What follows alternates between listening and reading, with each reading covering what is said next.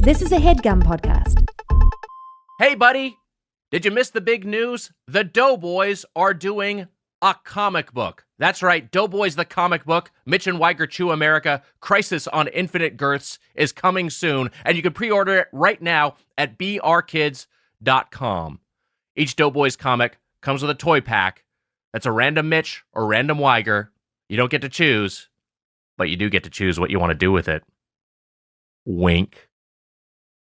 These comics are legitimately the most excited we've been about something at Doughboys in a while. The writer Alex Fearer and the artist Fred C. Stressing have done an incredible job. I mean, just look at this thing. You can see some of these pages here. And hey, I know somebody who's already enjoying it.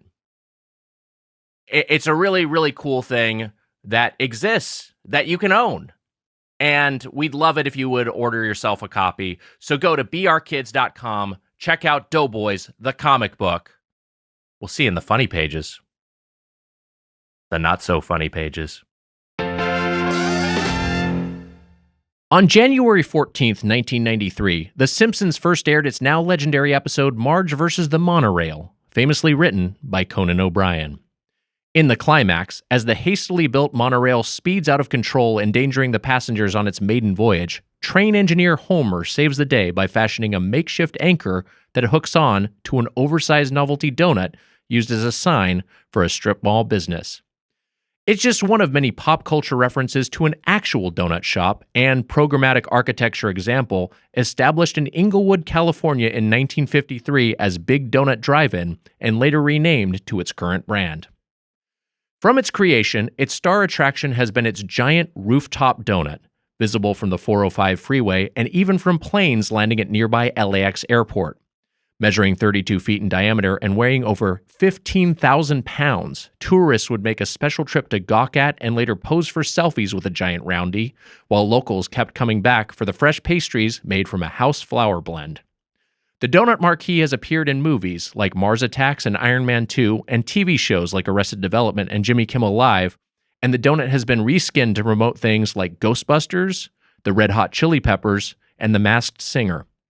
The Simpsons even referenced the donut shop a second time with its parody Lard Lad Donuts, which would become a staple of both the animated and theme park Springfields.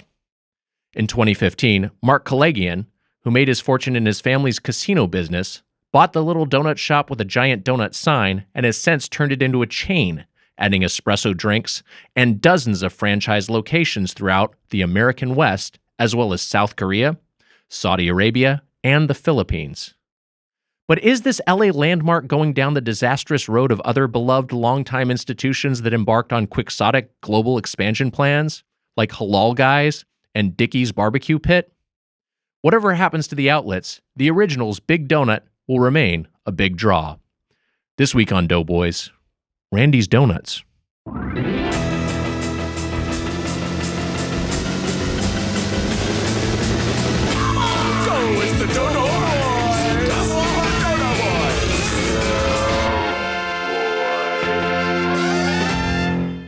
Welcome to Doughboys, the podcast about chain restaurants. I'm Tiger Weiger, along with my co-host, the fridge to Terabithia, the Spoon Man, Mike Mitchell. Wow. I mean, I like good. it. It's pretty funny. That's fun. The fridge to Terabithia. Everyone can enjoy that one. I've been listening for many years. Thanks for making long train rides fun on the L here in Chicago, the city of heavies. Andre Coyote? The city of heavies? Coyote? And that's right, City of Heavies by Andre. Saint Andre on the dough scored, roastedbirdfuck.com. Hey, Saints, Chicago. Timely as of this record. That's right, Mitch. This episode is coming out in June, so we're in the Frank Bank here. This will be a little bit backlogged topically, but we should acknowledge you, a good Catholic boy. You have a new leader. Today's my Super Bowl, dude. Brian O'Donnell texted me today and wrote "Da Pope," which is good. That's pretty good. Jack Allison talked about deep dish communion. Oh no, you missed Evan Susser. I did it twice. Yeah, Evan Susser said deep dish communion, yes, which maybe I think that can convert Susser if there was deep dish communion waivers. I think it was wishful thinking on his part. I love like these timestamped like initial reactions. Like these were jokes that came out in like the 2 minutes after the announcement. Honestly, and this audience is hearing it a month later. Yeah, sure. That's great. I mean, my thought about him converting was just on the spot. That's the truth. Mitch, you're right. It is. Wags, what do you want? It's a time capsule. It always I know is. it's fine. The Pope is There's big. no way we're not going to be talking about the Pope, so we might as well just acknowledge it. The Pope is big news. It's big news. Big news.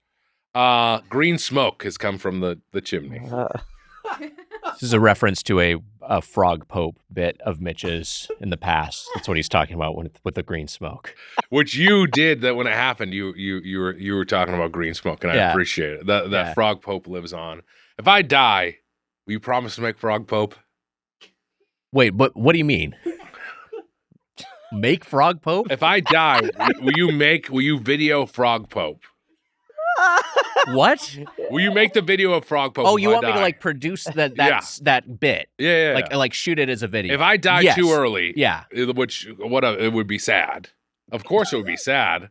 I mean, frog Pope would be it would be so timely right now. It sucks. You should have had frog Pope ready to go so you could deploy it. I know. You know what you should do? Make frog Pope now, and then just sit on it for like another decade, and then when there's next conclave, you can bust it out. It'll be perfect. Jesus, I'm gonna be Pope age by the time the next one comes around. Wow, I could be Pope. That's a weird thing because I certainly admit you and I are both sportos. You have the thing pretty early on when you start realizing like, oh, your favorite athlete is younger than you. Yeah. And then you reach the point that's where I'm at now, where it's like some head coaches are younger than me, which is very strange to think about. You're going to reach an age where the Pope is younger than you. I know. That's wild. I know. That's scary. Man. I watched their athletes are always younger than me. I watched never mind. What were you going to say? I watched TSN Toddler Sports Network. Mitch, you have a drop to play? You ever watch TSN Toddler Sports Network? Yeah, I'll pop on some TSN. Amelia, play the drop. Listeners, don't be mad that I have stairs. Give me a house with stairs, long, beautiful stairs, climbing, heaving, snacks and jacks and anti-vaxxing. My home must have stairs, 2 stories or taller. Build them to the moon, man. I'll pay 'cause I'm the spoon, man.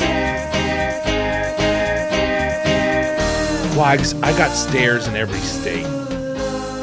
My stairs. Wow. Well, there you have it. I liked it. It was good. That was great. Where the hell is To Hair from the musical Hair. My mom told a story about seeing, because like the musical Hair, the live show, I've never seen the movie, but the live stage show, which I've also never seen, but I know what it is. It's like a hippie musical, and I guess for the final number, all of the cast gets fully naked. They're all just like full frontal. And my mom talked about going to see that show, and she didn't know that was going to happen, and she said, I had to take my glasses off. Oh my God. She's just scandalized. That's wild. Yeah. I didn't know that. I had no idea with Isn't that wild? Yeah. Yeah. Hey, we're gonna be in New York. Is Hair still going or no? Now I'm wondering if the hair they're referring to is His pubes. Yeah. Maybe. there's no I can't find the email. I'll find it. Okay, we'll see. Okay, I got it. You got it? Hey everyone. Some of us on the Dough Squad collaborated on this parody of Hair to celebrate Mitch's lifelong love affair with stairs. Enjoy, Seagulls, Chicago Leah, and Chris Finke. Finke. Wow. It's a collab. I love it. I like the collab. Triforce of Dough Squirters meeting to make that drop. I love it. And Seagulls and Finke both submitted drops in the past. And Chicago Leah, of course, we know. Wow. It was a good one. It was a good one. Yeah, well crafted. We're off on something's wrong here today. What's what happening? What do you mean something's wrong? I think we're doing great. TSN was great. We all enjoyed Toddler Sports Network. I'm leaving tomorrow. I'm off to New York. That's right. So getting that, putting the will together, which now my will is just you making the Frog Pope sketch. Yeah, you got that sorted. I got that sorted. The flying is scary right now, Wags. I know bad, that you're bad a little time to nervous fly. about it. I'm not particularly enthused about it. Drops at birdfuck.com. But I am enthused about our guest. Yes, we both are. First time on the podcast from We're Here to Help and the Dollop. His new podcast, Next We Have, is out today, June 5th. Gareth Reynolds is here. Hi, Gareth. Hi, guys. Thank you for having me. Thanks for so being much here. for being here. Thank you. Maybe you end the 10th anniversary show like hair. Wow, Wow. Maybe that's Wow. the move. Wow. Shock them. That's Let them see what they've always wanted. interesting. Yeah. Yeah. Yeah, grow it Yeah. out. And, yeah. Yeah, I bet really it's grown grown out out. on both of you. I'll That's be what- honest. yeah, I I feel think like so. it's, yeah. I feel like, yeah, just let it go. We could do it. Oh my God. I don't. People will be putting on glasses. I think there's a See. penis under there. That's the kind of thing of like when I've talked about like, hey, let's put our feet up on the Patreon or whatever. Whether they like it or dislike it, either way, I'm like not happy about it. Like Yeah. neither one is good. Like either they're too into it and it's like, oh, our fans are just horny, or they reject it and I'm just like, oh, they think I'm repulsive. You'd rather horny, but guess just we'd rather by horny, a but- hair, to be honest. Yeah. But no, I get that for sure. Yeah. Yeah, you feel like a piece of meat.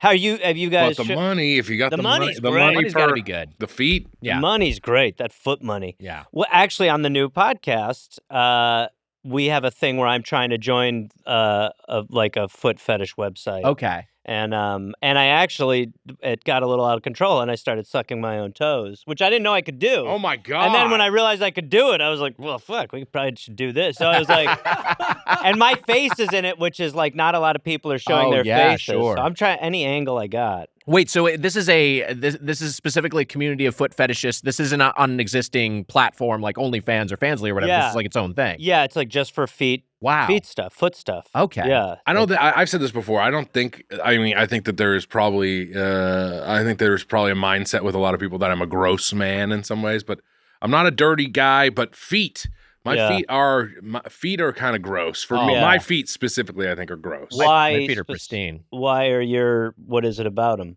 Just unkempt? Yeah, I think Nail wise, I don't really Yeah. give a fuck.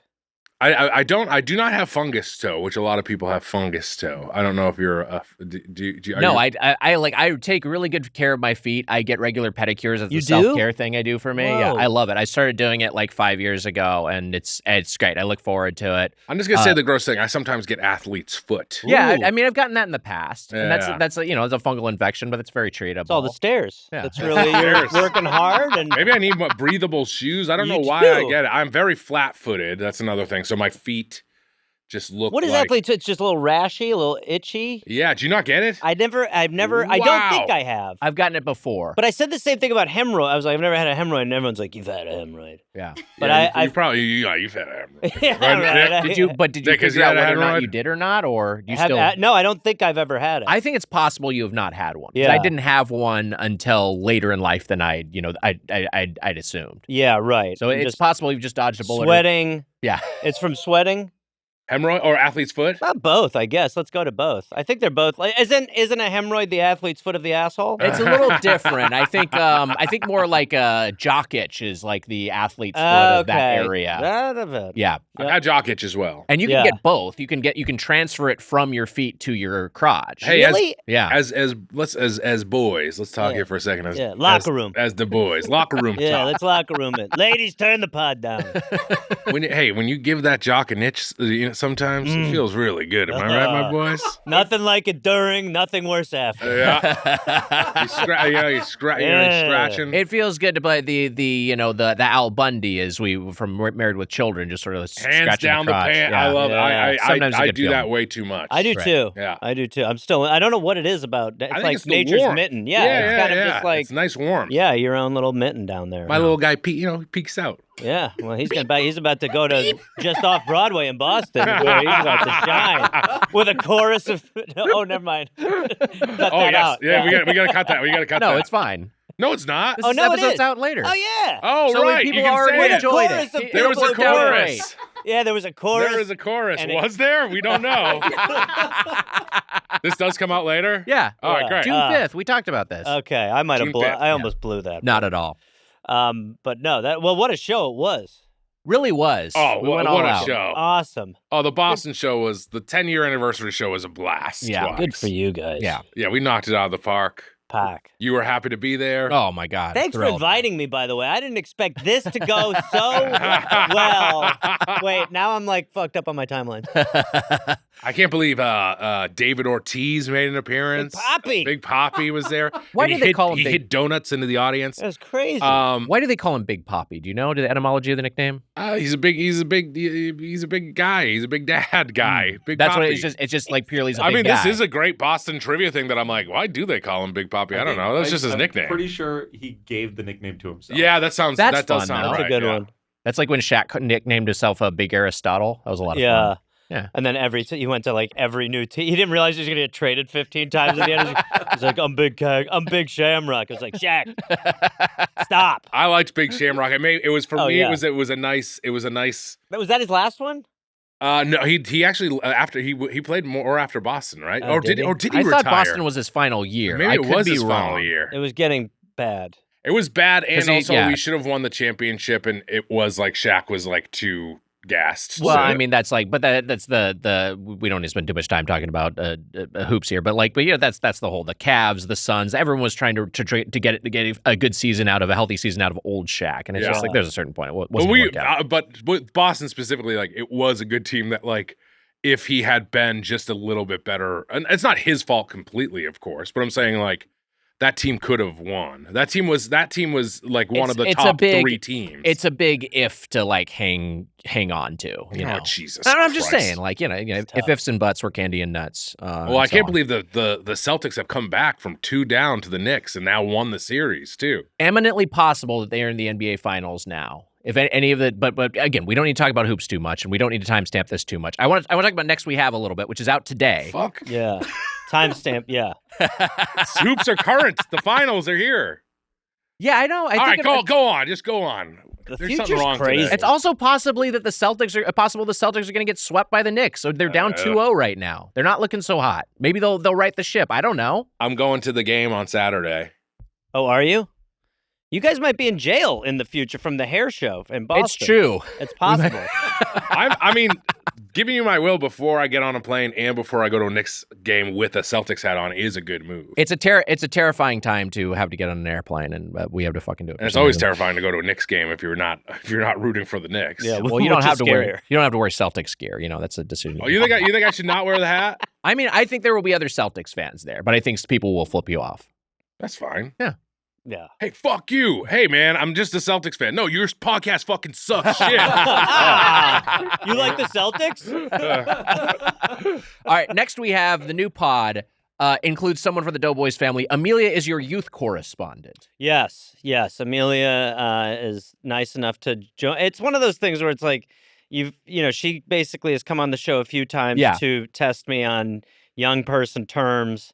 And it's just shocking. It's like really makes me feel so old. Oh, but for sure. There's just a lot of stuff where like Kevin heard her talk in the break room one day and he was like, come on. And then she comes on and I just go, God damn, I got no clue what these people are talking about. Yeah.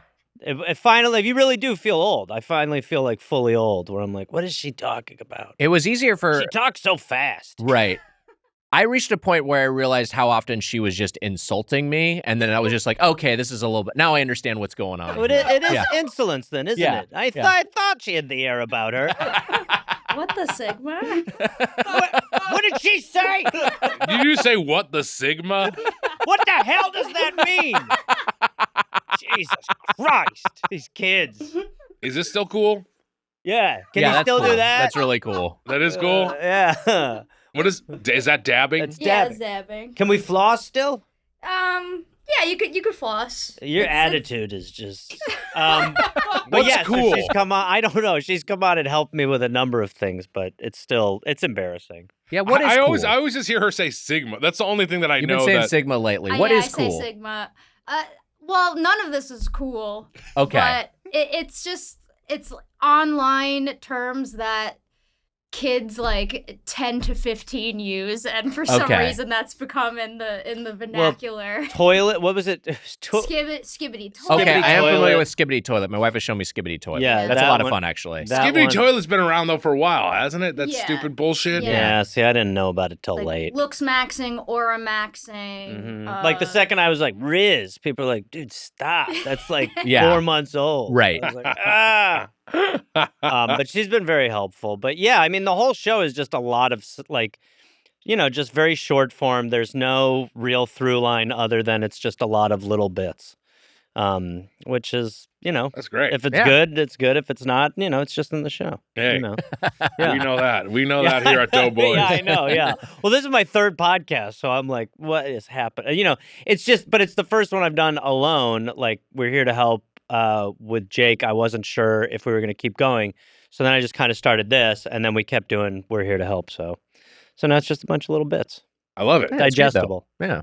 We have to do a stupid fucking restaurant every week. It sucks. Yeah, you've created your own. Yeah, we've created our own prison. It's a bit. Yeah, it's a bit of a golden cage. Where we're gonna. Yeah. We pulled a Creed. My own prison. We created.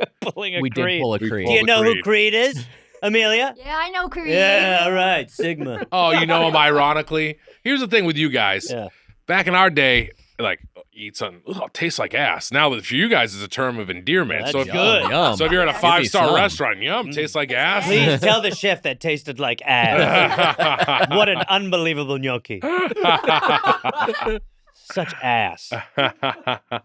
You're from Milwaukee or the Milwaukee area. There are a couple of Milwaukee chains we have covered on the podcast when we've been on the road that I've really enjoyed. Culver's and Kopp's. Oh, fuck, great. I was wondering if you would have been to Kopp's. Is awesome. Yeah, Kopp's is great. Culver's also great.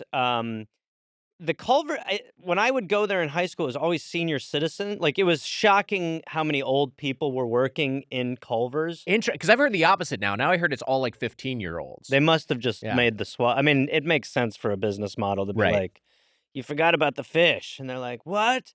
Like, Jesus Christ. They were trying to be nice to you, but there's business. And then Kopp's, amazing. Yeah. Kopp's was like, when I was growing up, I think there was only one Kopp's. I think there might still only be the one Kopp's, but it's just kind of so iconic. Maybe there were a few, but we did go to, I think, to the original location. We love Kopp's. Yeah. We're not ACAP. No, it's KOPPS, I believe. Yes, yeah. But yeah, no, it was amazing. Every time I went there, huge line. It was just the best. Because we do Friday fish fry in Milwaukee, too. Why did that stress you out? I have to go to the bathroom. Oh, you do? Okay. That's okay. It's so early in the show. It's fine. Right. It's all right. I'm going to just say this. Okay. It's because of what we did today. So we're now opening it up to the fact that we know which portal needs to open. This is not a drink move. This is a food move. Who knows? Well, when you go down, sometimes it's both. Here, let's do a little bathroom breakdown. We'll pause for a second. Breakdown. Okay. And then we'll honestly, right can we just actually keep going for a second? Sure. I need the fear. To come back. It just went away. Wait, what? No. Go? Yeah. You want to it's like there's a new pope and you need the smoke to come out of your chimney. That's what I'm saying. The brown smoke. The brown smoke. Well, just remember you're in a safe place, and everybody wants you to feel good. That I appreciate it. As a boy, no, it came back. Okay, great. See, there we go. I'm pretty good. I'm also gonna say this. If I see the Rizzler in New York, I'm gonna kick his fucking ass. It's a child, Mitch. It's a child, actually. The diarrhea break. All right, we're back. Mitch, how you feeling? Wags, bathroom breakdown. There was a breakdown in the bathroom. Not much of a bathroom breakdown at all. You had like an urgent need, and then you go in there and you kind of get stage fright. It's the day after my shot. Yes. Well, I didn't even. I was there was a bunch of Headgum hunks out there, and then that's hard too. That's tough. not easy. But then they weren't out there when I went out there, which was great. But just a no-go. That's tough. No, not just a no-go. Feels like your body's lying to you when that happens. Yeah, I don't like that. No, I don't like. This has always been my. I need to drink more water, but also it's the day after my shot. What shot? I'm on a Zepbound to lose weight, so it's not easy to it fucks with my stomach. So afterwards. You get which the is big great dose. For the day after my Zepbound shot to eat 100 donuts. They say to do that. Yeah, that's. I think it's good for. I remember that from the commercial. Yeah. That's the B-roll is someone just pounding donuts in the B-roll. It was just me literally slicing off little pieces of donuts and eating. But anyway, is the shot weekly? Yes, weekly. So every week, and then it's just kind of like it's front loaded in terms of like you have it most intent, like it fucks with you the most the day day after, day of, and then it kind so of I do dissipates. it Wednesdays now. Yeah, Okay. we gotta get that guy in you. Feed that tiger. Fucking sedate that tiger. I listened to Jackie by Scott Walker in the bathroom. And, Okay, fun. Then Tool's 46 and 2 came on. That's the Wow. Yeah. Well, so the music wasn't the issue. yeah. No, it's the body. 46 and number 2. I Yeah. know number 2. The 2 didn't show up. That's Just the tough. 46. Yeah. That's tough. The Well, and music- you're on the clock. Yeah. The clock doesn't help. The No. clock does not The help. shit clock. I gotta come back in here. I know I gotta come back in here. I can't Get spend to come back. I get to come There back you in go. here. Yeah. I No. can't spend the whole day in the like if I was at home, I'd be like, hey, you know what? I'm just gonna sit. I'm gonna sit here because who cares? Yeah. Sure. Because you got nothing Wait to and see do. if anything but then you could develops. get a hemorrhoid. That is Yeah. Oh, good. The That's athlete's how- foot of the ass. the issue. Ugh, that's tough. Yeah. Gareth, you've been a vegetarian for a while now. That's correct. Yeah. Wow. So because when we were talking about what chain we wanted to cover here, we had a few different things we So were annoying discussing. for you to. Not at all. No, Yes, we it have is. we have not at all. We have vegetarians on the on. podcast all the time. I had to stretch I was vegetarian, and it's more annoying than a Stretch, lot you of were chains. vegan, weren't you? No, I wasn't vegan. Oh, that's I'm the fully vegan. fucking worst one. Yeah, that's That tough. one is so hard. Have you been vegan? I tried to do it. Yeah. I did it. We toured Australia, and I actually did it for the tour. But it was like, all you could eat was like pastry in the morning. Yeah. So it was just, I was like, well, what is the fucking point of this? To put on like 10 pounds of bread weight? Like it's already, Right. you're fighting a battle. So I couldn't pull off vegan. I just couldn't do it. Especially when because you travel a lot, and so Yeah. you're kind of limited. And as you know, you go to different chain restaurants, fast food places. Sometimes they don't. Like I guess I could eat a bun. You know what I mean? Like the options Yeah. aren't particularly readily available. But like, what are your go-tos? As I far as dated a fast food? vegan for a short period of time. That's and I right. think that she believed that I would become vegan at some point. And I was like, it ain't happening. It's Yeah. not gonna. It's not. It just was not. I mean, like Right. vegetarian. I don't know if that will happen for me ever in my life, but eating vegetarian for a month or something, I could see myself do, or like a couple months out of the year or something like that. Vegetarian is not that hard because breakfast you've got eggs, no problem. Yeah, cheese also is huge. Cheese is Yeah. fine, Yeah. so you really are kind of, and then, you get the problem with anything like that is that it is just like this like personal choice. Like I just read a book and I was like, you know what, I'm going to, but then people are like, what about your cat? And I'm like, Right. I do. You got me. You cannot eliminate this from the world we live in. So it is Mhm. kind of like, we're all fudging the numbers a little bit. We're all choosing where we're going to draw the line. Yeah, and whatever. Yeah, and then it's like, As long as you're internally consistent. I also, if I go to like a wedding or something, there are those moments where I'll like eat 5 croquettes, and then someone will be like, "There's bacon in that," and I'll be like, "Well, you know what? I just had a freebie. Like Right. it's like a hall Yeah. pass meat wise." Sure, yeah. This bacon wrap date was going to go in the dumpster anyway after Yeah. this event. You can't, you you can't whatever, kill like, who yourself over cares? stuff like that. By the way, our CPA has told us to stop fudging the numbers because we'll give them tax documents and they're covered in chocolate. Yeah. It's terrible. That guy, he's boy. He's got a lot of work to do. He's covered in chocolate milk. A lot of his work is just like defudging our W-2s. Little fingerprints. Yeah, breaking Yeah. out. Yeah, sometimes just fully coated in chocolate just breaks the chocolate like coating Right. off. It's just a Yeah. Tootsie Roll. Well, you know what I started doing? This is because I was telling you before, like I drive to a lot of my shows. Yeah. I started bringing a hot plate with me. Wow. And wow. a pan. And so, like, I remember watching this guy on TikTok who would, like, cook ribs in the sink of his room. Like, just bizarre. And then I was like, man, this guy's an animal. And now in my room, I'm like, where am I going to put all these eggshells? Like, it has become... You become one of those guys. Completely. Yeah. Like when I go into a hotel, people are like, okay, and it's mostly one-nighters, but people will be like, do they have a hot plate? Yeah. And I, tip the maid accordingly. But it's all because road eating becomes so difficult. It's so difficult to not put on a Sure. lot of weight, especially Sure. if you're in comedy clubs every night and they're offering you like chuckle fucker fries and like all this other shit. Yeah. It's that sort of thing of like when you're back, even if you're a person who orders food a lot, which I do, but it's like you have your places that you're gonna get a salad from Sweet Green or whatever. Yep. When you're on the road, sometimes it's like I need to eat the burger or whatever, the Your- veggie burger from this comedy club or whatever. Your body like starts, I don't know. It just, if I'm not home and I'm on the road, my body just all of a sudden is like, you can drink wine during the day a little bit more. And like if I'm in an airport, all of a sudden I'm like, fries are fine. Like it all changes so quickly. Yeah. You have this to look forward to. No, I mean, like I'm not a fan of traveling in general. I will say, yeah, the erraticism of it is part of it. Of just like, because I'm such a creature of habit. I'm such a man of routine. Yeah, schedule is so. Yeah. That's why do you say? Because your guys are about to go travel. We're about to tour, and Mitch knows I'm not like excited, but whatever, it's fine. Yeah, it is hard though. Yeah, it's like. I never have heard the term erraticism, and I immediately just thought of rats having sex. I had no idea what the fuck you were talking about. I thought of the Radisson Hotel, the Erraticism, which maybe is where you're staying. It's right near the Wilbur. The Erraticism. Did you say the erraticism? Yeah, I don't even know if that's a word. I think it could be. Yeah. What? Erratic? Yeah, like erratic. Yeah. Oh. The unpredictable nature? Of course. Yeah. Erraticism. Okay. All right. I had no idea. Mm-hmm. Yeah. I think it works. Is it a word? Yeah. Okay. Are the kids saying it? Yeah, the kids say it.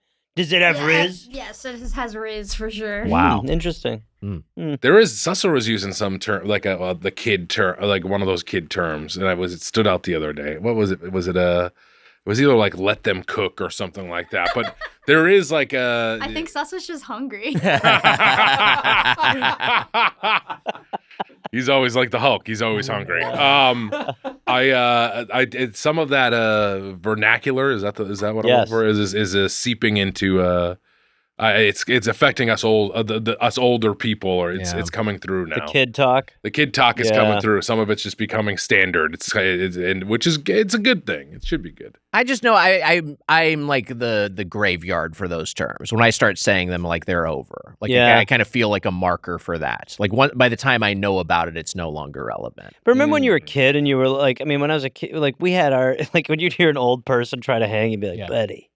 Nobody's saying rad anymore. Yes, right. You know? Yeah. Like it would start to jump the shark. Tubular, Tubular was a big one. Yeah. Tubular had 6 months where it was on fire. That's cowabunga, tubular, all that stuff was I guess real at one. I guess I never remember anyone like truly saying cowabunga. I mean, I think that was Ninja Turtle specific. Yeah, some people would say it maybe enough. referencing. See, when the we Ninja were Turtles. kids, there were turtles who were mutants.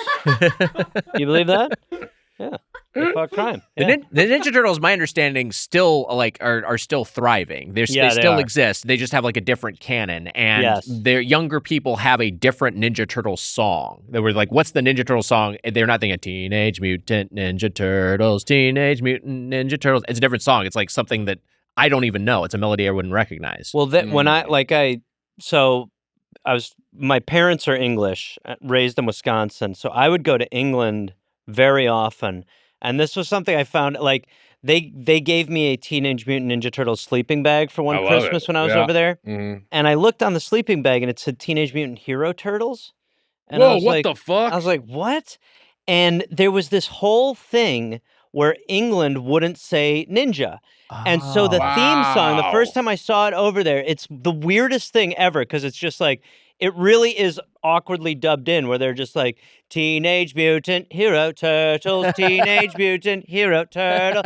Like they refused. I never knew this. Yeah, they had some embargo on not saying ninja. Wow. Yeah, the English. I wonder if it was be real. Turtle power is a little too pro-turtle. It is, well, yelling turtle power all the time. Especially now, because those turtle power groups are just rising up. Those marches are scary.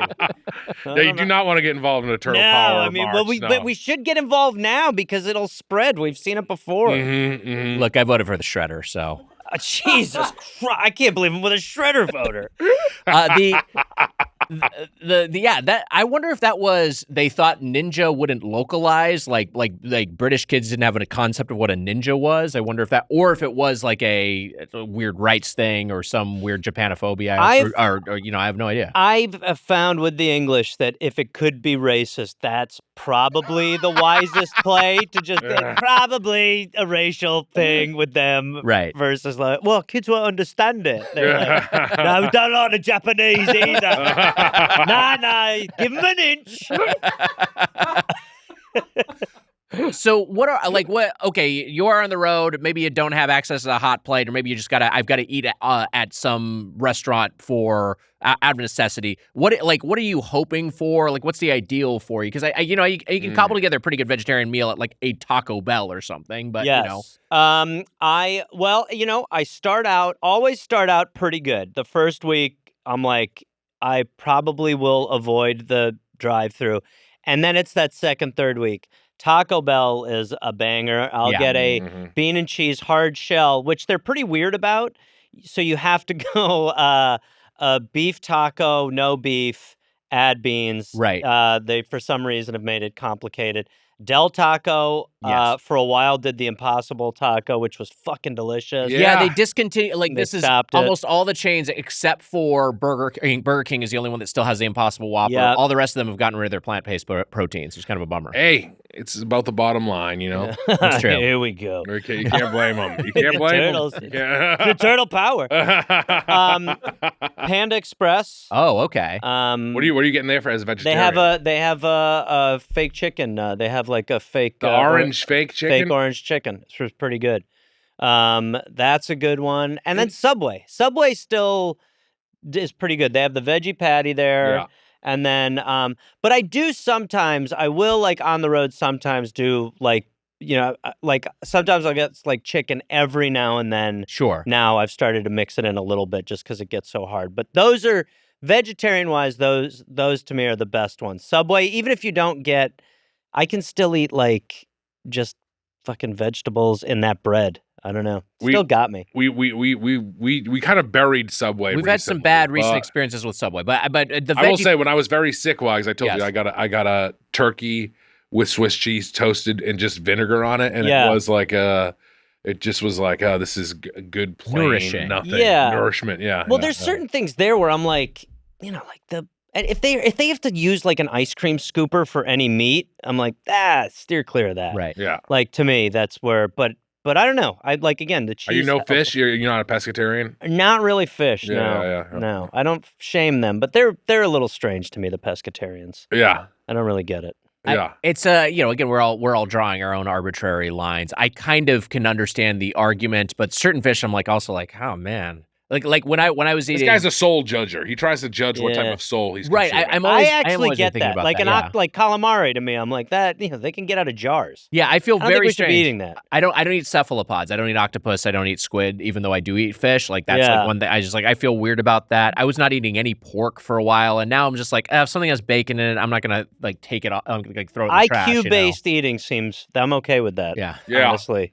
Last month I'm doing only cephalopod eating. You know this, Wags. I'm just that's it. Wow, what a weird lane to carve out. I know. It just seems so aggressive to just be based on his personal. Yeah, it does seem like I'm doing it. I'm actually trying to cancel out whatever you do. Cephalopod only. The fact that they can't open jars is a tough. They're picking World Cup winners. They're opening jars. Yeah, like my octopus, they're changing colors. But then I also feel like if you pick against the Celtics, it's calamari time. Is all I'm saying. I'm gonna fucking eat your ass. I am always thinking because like we'll never be able to anticipate how future societies will judge us. Like what I do think pretty obvious that they look back at factory farming and think that was absolutely horrific. Yes. But there's also things of like I don't know, what do we know about plant consciousness? I have no fucking idea. Well, the more they study it, the more you're like, they're screaming. Yeah. Like anytime the scientist like I put wires on it and the plant's like fuck, fuck, and you're like, well, that's not good either. Yeah. Well, what the hell are we supposed to do? I don't know. God. What is this God up there? Turtles. What the fuck does he want from us? He's really messing with us a lot. He's messing with us. What the hell? What are you supposed to eat? I'm eating God. That's what I'm doing. What do you think is if plants are plants have feelings? Well, there are I read about the people who only eat things that naturally drop. That's limiting. Oh man, yeah, that's tough. If nothing drops, you're like, boy, this is tough. You're like just living like a scavenger. I yeah. guess. I don't know if there's a.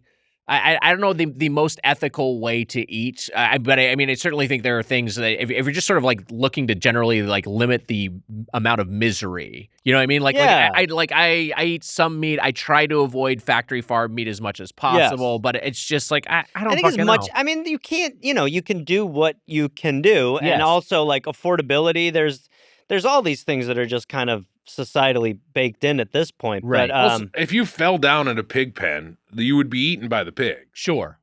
Or that's you would just how be, I want to go. Now that you mention it, that's really. Actually, Weiger may have just become their fucking leader, little fucking piggy. Yeah. I called him a piggy on a episode a while back, and we had fun. We're having fun. That'd be the best way to go. Their leader. Jesus, I screwed up. Get him! Come on, boys. But they will eat you. The pigs would eat you alive. As they should. But also like we can't apply because nature is amoral. We can't expect there to be we can't say like, well, this dog doesn't have the same moral values as me. Oh, so you think you're better than a dog? But I mean that's the thing. But maybe I'm not. I don't fucking know. I'm only eating dog. I love this stuff. So good. I'll eat it and I'll go like, he really was a good boy. What a good boy. I would eat dog meat if it was just like, well, this dog meat is otherwise going to be thrown away. I'm like, well, I guess I'll try it. I don't know. You would? I would eat cat meat. By the way, the guy who's doing that is tricking you. He's really like, otherwise it goes right in the garbage. Yeah. Fancy a dog? I think the thing is that it's like if you can look at it in the sense of like, look, we're going to be eating everything, so why not try to make sure it had like a fairly decent life so you reward in that way. But again, I mean, if you're like on the road in the middle of nowhere and you're like, I'm just going to have Taco Bell. Yeah, that's fine. Yeah, so if years from now, I Wally and Irma are they're on their last legs, and I take them to the vet, and I'm like, oh, they accidentally turned Wally and Irma into burgers. But what vet is this? Welcome to Oopsies. But I'm gonna throw them away. You'd be like, no, I'll eat them. You would eat the Wally and Irma burger? I would, in that specific situation, because I know those were animals who are near and dear to your heart, I would honor your wishes. That's what I'm talking and I'd about. say, you're gonna throw them away? I was like, do you want your? I guess I would throw them away. Do you want to give them a proper burial? Would you feel like they were burying burgers? Well, I don't know. Bury them in your belly. There you go. Give them a good home. No, I like little tombstone tattoos. It's whatever. Like if you feel like, hey, actually, it would be probably honoring them by making sure that they are consumed. I don't know. I don't know what you would want. There has to be. That would not be honoring them that they were getting consumed. They were already made into burgers. Look, what a mistake. I'd be upset. Your issue is with the vet. Yes, I agree. Your vet made your animals into little delicious patties. Now, are we to just laugh in his face, or should we? And he also, I guess in this scenario, he also cooked them and put lettuce on top of them. He's got a little chef hat on. How do you like them? Oh, my God, what am I doing? I thought I was at home. I was picturing burger patties. You're saying he presented you with a full burger. A full steaming burger. So what point does he realize it's his mistake? When he gives me the burger, and I say, what are you doing? Oh, fuck. I thought I was going to get ashes, and you gave me burgers. Oh, my God. Man. I have the worst news for you. Your cats are burgers. Do you think this is a dumb idea, but I thought about this with the cats, because Zip and Buster I got cremated, but then Wally and Irma, I'm like, is there, oh no, I have to go to the bathroom again. It's going to be fine. Everything is fine. Okay. It's okay. Get your moral quandary out, and then you can say this and then you can be thinking about it while you're taking a shit. I don't know if that's going to happen either. Okay. But I'm going to try my damnedest to make it happen. Do you think that there'll be a world in the future where a strand of hair, you're dead in the grave, but your bone can bring you back to, you know what I'm saying? Like they can just bring you back.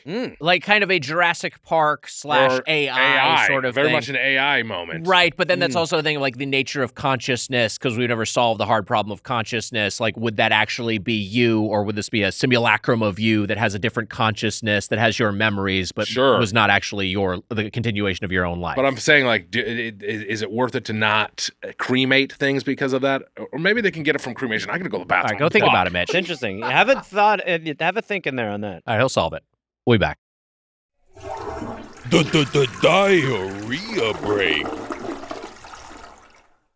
All right, we're back from Pope Watch to Poop Watch. Mitch, how you doing? Is There there smoke? there was some smoke. Wow. All right. And let me tell you how it came out. Me grabbing the bars in the fucking bathroom and fucking like fucking Wait, Like really? an Olympic sport? yes. What's going on in there? It was really hard to get anything going there. Now, is this based on what we ate, or this is the shot, or it's the combo? I think it's a platter? combo. I think it's a combo of everything going on. I got some water. Are you generally stopped up? Is that the issue? Yeah, I'm stopped up a lot. Yeah, but Yeah. also the shot Is that- makes you stopped up. Oh, okay. Because it maybe feels maybe some more water, some more I dietary took Senna fiber. last night and took Senna and some what's it called? Magnesium Okay. citrate.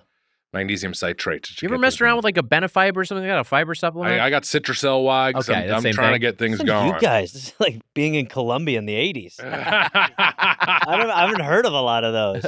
You know what else I thought about in there? This is great that you've had like your time. I went off and I had a think. I had a good long think, and Okay.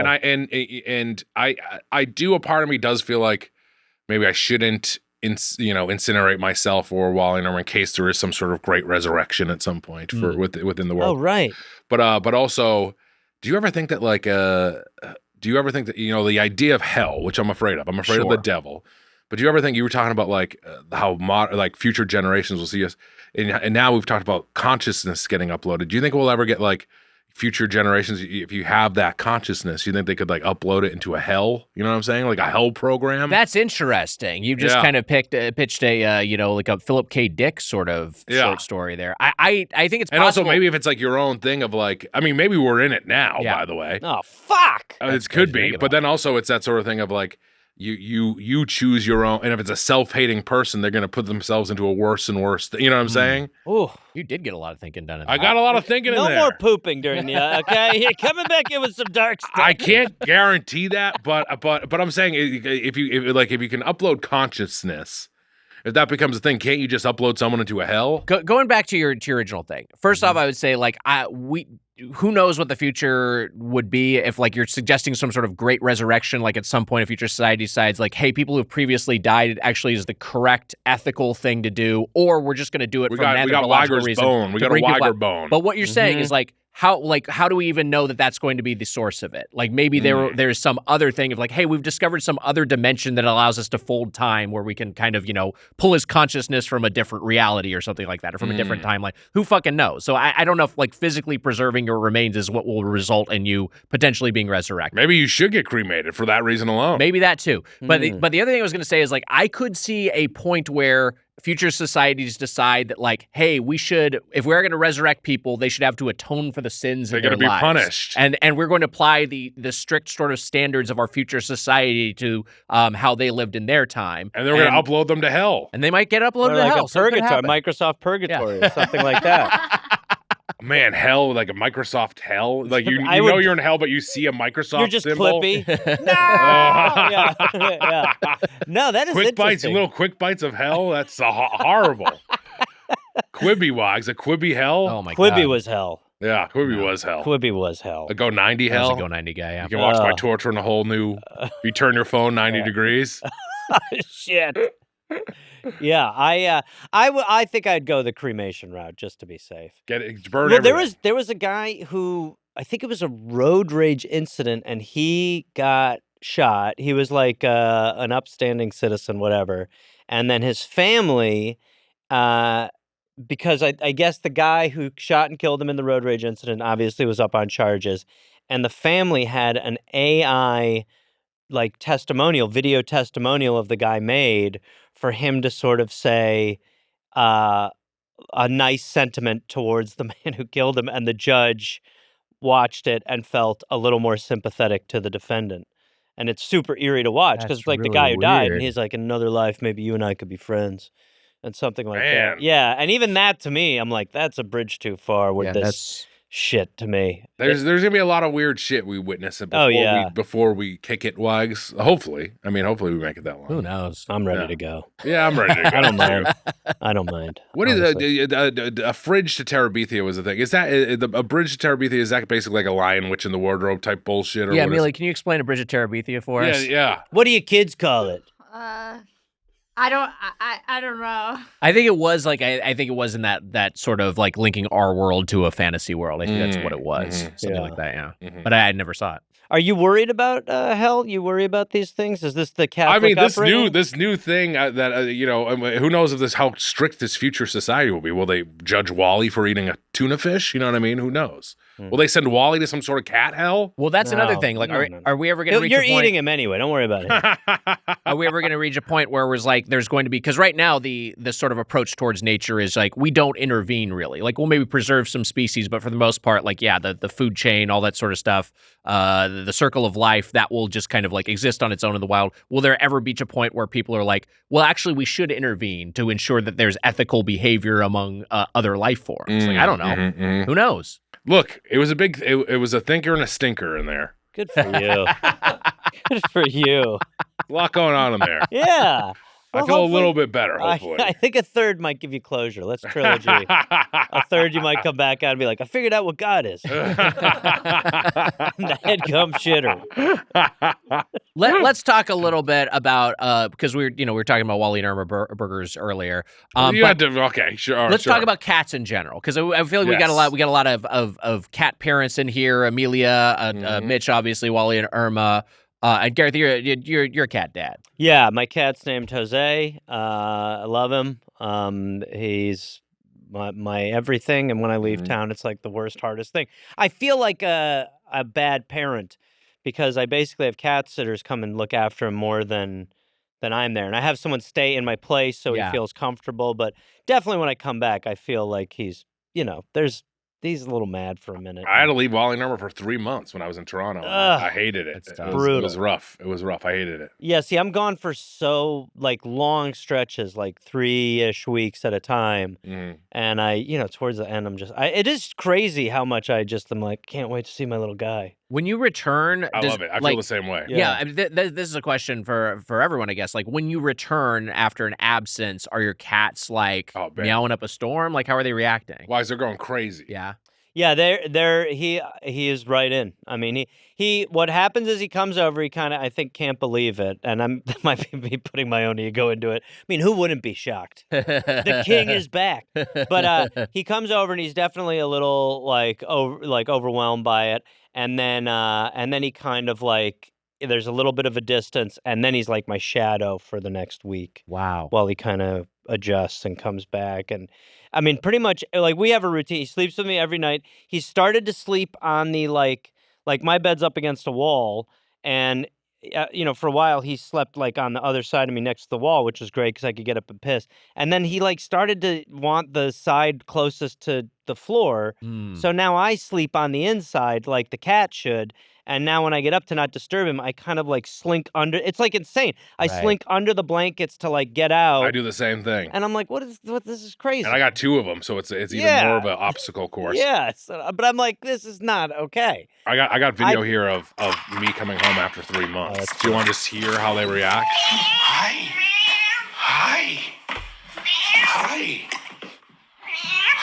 They're not saying hi. That's you. Well, that's me saying hi. Hi, guys. Hi. Bubba. Hi. This is it. It's awesome. Sounds more like a drop than the drop. Hi, baby.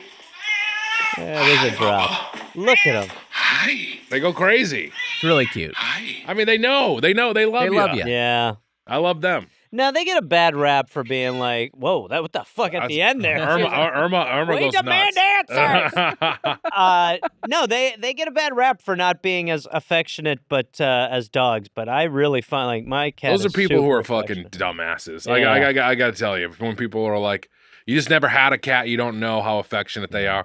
Because people are like, oh, well, dog will come to the door, but they come to the door too. Come to the door, absolutely. And then also like, it's like cats also like will go and do their own thing, which is good. Yes. It's nice that they go and sleep somewhere else. You don't want someone who's around you all the time. It's less great. pressure than it's like the person's like, "What's up today?" And we're just hanging out. Yeah, we're just hanging. You don't have to chilling. fucking There's no plan. Yeah, that's you don't need that constantly. I agree. I like it. Mitch, your cats love you that much, and you want to turn them into burgers. I don't want to turn them into burgers. It actually, Same.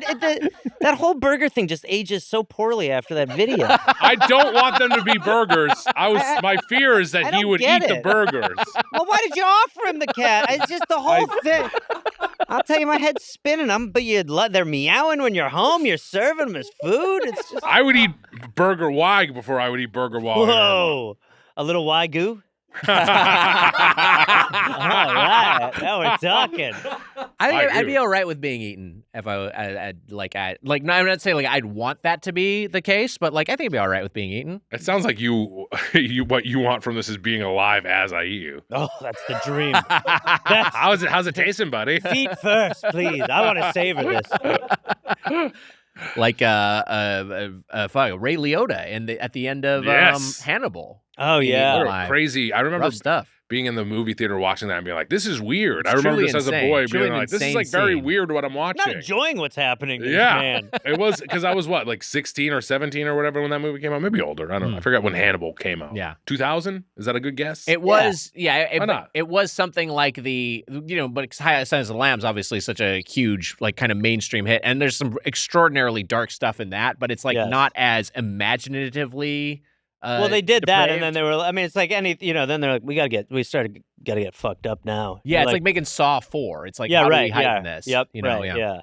You want to know when it came out? Year I graduated, 2001. Wow, how about that? I was 18 years old, Wow. or turning 18 years old when it came out. Oh, those are 19, turning 19 years wow. old when it came out. We don't. That's not important. Yeah. No, it is. It came out in 2001. Hannibal. Let's take a break.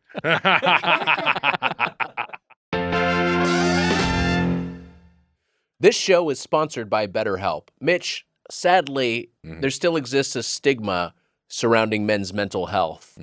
But you and I know, as dudes, we are dudes. There's strength that comes from maintaining a healthy mind. Get rid of that stigma, Wags. That's the right. stigma needs to go. Men today face immense pressure to perform, to provide, and keep it all together. So it's no wonder that 6 million men in the U.S. suffer from depression every year, and it's often undiagnosed. Not undiagnosed for me, Mitch. I deal with depression and anxiety myself. Hey, you know what? Yeah. It's the thing. It's one of the only things we have in common. It's okay to struggle. Real strength comes from opening up about what you're carrying and doing something about it so you can be at your best for yourself and everyone in your life. If you're a man and you're feeling the weight of the world, talk to someone, a friend, a loved one, a therapist. And Wags, you know what? You and I have both benefited from therapy anytime we're in it. That's right. Like we've said, it's going to the gym for your mind. Right. You got to get the gunk out. You got to talk to someone, and therapy can be very beneficial if you're feeling down, if you're stressed out, if you're anxious. It's a great thing. It's made my life better. It's helpful for learning positive coping skills and how to set boundaries and empowers you to be the best version of yourself, and it isn't just for those who've experienced major trauma. With over 35,000 therapists, BetterHelp is the world's largest online therapy platform, having served over 5 million people globally. Wow. And it works with an App Store rating of 4.9 out of 5 based on over 1.7 million client reviews. Wow. It's convenient, too. You can join a session with a therapist at the click of a button, helping you fit therapy into your busy life, plus switch therapists at any time. As the largest online therapy provider in the world, BetterHelp can provide access to mental health professionals with a diverse variety of expertise. Talk it out with BetterHelp. Our listeners get 10% off their first month at BetterHelp.com/Doughboys. That's BetterHelp, HELP.com/Doughboys. Wow. Wags, you know I like a good night of sleep. You sure do. And I accomplish it every night with my Helix mattress. Wow. That's right. I have a Helix mattress, Wags. I love it. I've had it for a good 7 years now. I got the Moonlight Lux, and I sleep like a baby every night. Your sleep has improved since you switched to Helix. It has, Wags. It's like I'm sleeping on a cloud now. I love it. Wally and Irma, my cats, love it. My mom, when she visits town, I'm a good boy and go sleep on the couch. She loves it. Everyone who sleeps on that mattress loves it. Now, Mitch, you and I both have, issues with snoring. I have back pain. You get older, it's a little bit tougher to sleep through the night, or you're sleeping too hot. Helix can help with all of these things. Wags, let me tell you this. I have a CPAP machine, and I use my CPAP machine, but I was never a back sleeper. And with the CPAP, I have to sleep on my back. And you know what? With my Helix sleep mattress, it's not an issue because it's so comfortable. I sleep on my back. Mitch, wow. Yeah, Wags, wow is right. Wow. And you know what? You know what's even better than sleeping on it? How easy it is to get. They ship it right to your door in a box. You open it up. It's easy to assemble. And you know what? You know you're matched with the perfect mattress because they got the Helix Sleep Quiz on their website. You can't go wrong. But the thing about your sleep is that it influences your waking life. It's such a huge part of being alive, and improved sleep can help improve your everyday life. And when you're when you've upgraded your sleep to a Helix mattress, you're just that much more prepared for your day. That's right, Wags. I got to get you on a Helix mattress. Well, I mean, I'm sure that's impossible. I can't imagine there's any way for anyone other than you to get a Helix sleep mattress. Oh, wait. You can go to helixsleep.com/doughboys for 20% off site-wide. Wow, 20% off site-wide. Do it and have a good night's sleep. Go to helixsleep.com/doughboys for 20% off site-wide. Bye. Let's talk donuts because we got to talk donuts. That's the order of the day. Where are donuts in everyone's hierarchy of treats? Because I was thinking for myself, just to answer my own question, I think they're pretty high. Like They're ice cream high. is number one. Donuts might be Wait, what was number one? Ice cream. Donuts might be 2 or 3. I don't know. I think they're maybe on the podium. I mean, here's the thing with donuts. I think this is every adult's journey with donuts. Is like when you're a child, a donut is a breakfast thing. Yes. And then now, and even back then, I would get a bagel, and then it would almost be like a dessert back then. Is I'd have like a bagel or a breakfast sandwich, and then I would have a donut, which I was a fat kid, but like, it wouldn't affect adults. But like, it's that sort of thing of like, I'd still have it as the dessert, but I sometimes could just have it as a breakfast. And as an adult, I don't want a donut for breakfast almost ever, unless it's like I need to eat something and there's a donut and I'm going to eat it. But the taste of it, when you're comparing it to like, when I'm comparing even to like cake or something, I'm like, I like donuts more than cake. I do right? too. I like donuts more than ice cream too. Wow. Yeah, I do. Yeah. I don't know. I would think it probably is number one for me. Probably as a sweet treat. As a sweet treat. I mean, they're really good. I'm not big on like, sweets. Like that to me is never right. Like, but that in what just happened in there, I could do that fairly regularly and feel okay about it because it's like just sweet enough to be a treat, but also enough substance to feel like actual food. I could not do that. I feel like complete shit. Obviously, I know you're having a yeah. I'm having a hard time. It's just the sugar. You feel how, especially if we're tasting like 18 donuts. So many we did, but there was a bite in there, Wise, that transferred me back to a young Mitch, and there was one donut when I bit it, and I'll save it. You had a time traveling donut, but I had a ratatouille moment where I ate the donut. I'll just say it. The chocolate frosted or chocolate rays. Yeah. You were highlighting something was happening. I kept going back to it, and I was like, this is just such a good tasting donut, and the chocolate was like, it had like a nice darker chocolate taste to it, and it wasn't too sweet, because a lot of the donuts were very sweet. Yes. And it was perfect. A bite of a memory. A bit of a memory. All of a sudden you're back on the Toddler Sports Network. Yeah. Well, yeah, I was fucking a star back then. the donut game. Yeah, that's awesome. It was a classic, great donut and well made, and it was a great bite. They are great. Yeah, they're just great. I really like donuts. Like you, Mitch. Yes, it was a thing that I most associate with Sundays because it was like a Sunday treat in my household. We get like like for a while we were doing bike rides. We'd ride a bike to the donut shop, get 12 donuts. But then it eventually just became a thing where it's just like it was just an indulgence that we would have on weekends. How far was the bike ride? It was a donut shop like 2 doors down. You don't need the bike. You live above us. Little fat ass. Yeah. No, my dad would make us work for it. He was like, my dad was an avid cyclist, and so like he rode his bicycle to work for many years. Can I guess what type of bicycle he rides the most? Unicycle, fucking clown ass dad. Take it easy. Oh boy. We had a guy. He did the piggy thing. No, back to clown ass dad. We had a guy call We're Here to Help. Yeah. Who he basically that's what he would do. He was trying to eat like every donut place going on jogs, like in the New England area. He would drive his car, stop his car, then go for like 10 miles, find a donut place, put it in his backpack, and then go home and like enjoy it and film it. It was like, yeah. To me, the one that takes me back is the regular glaze to me was the one in there where I was like, yeah, that's just the classic. It's a classic, and it was well done. Easy, Yeah. not overwhelming, Mm-hmm. just a little glass on it.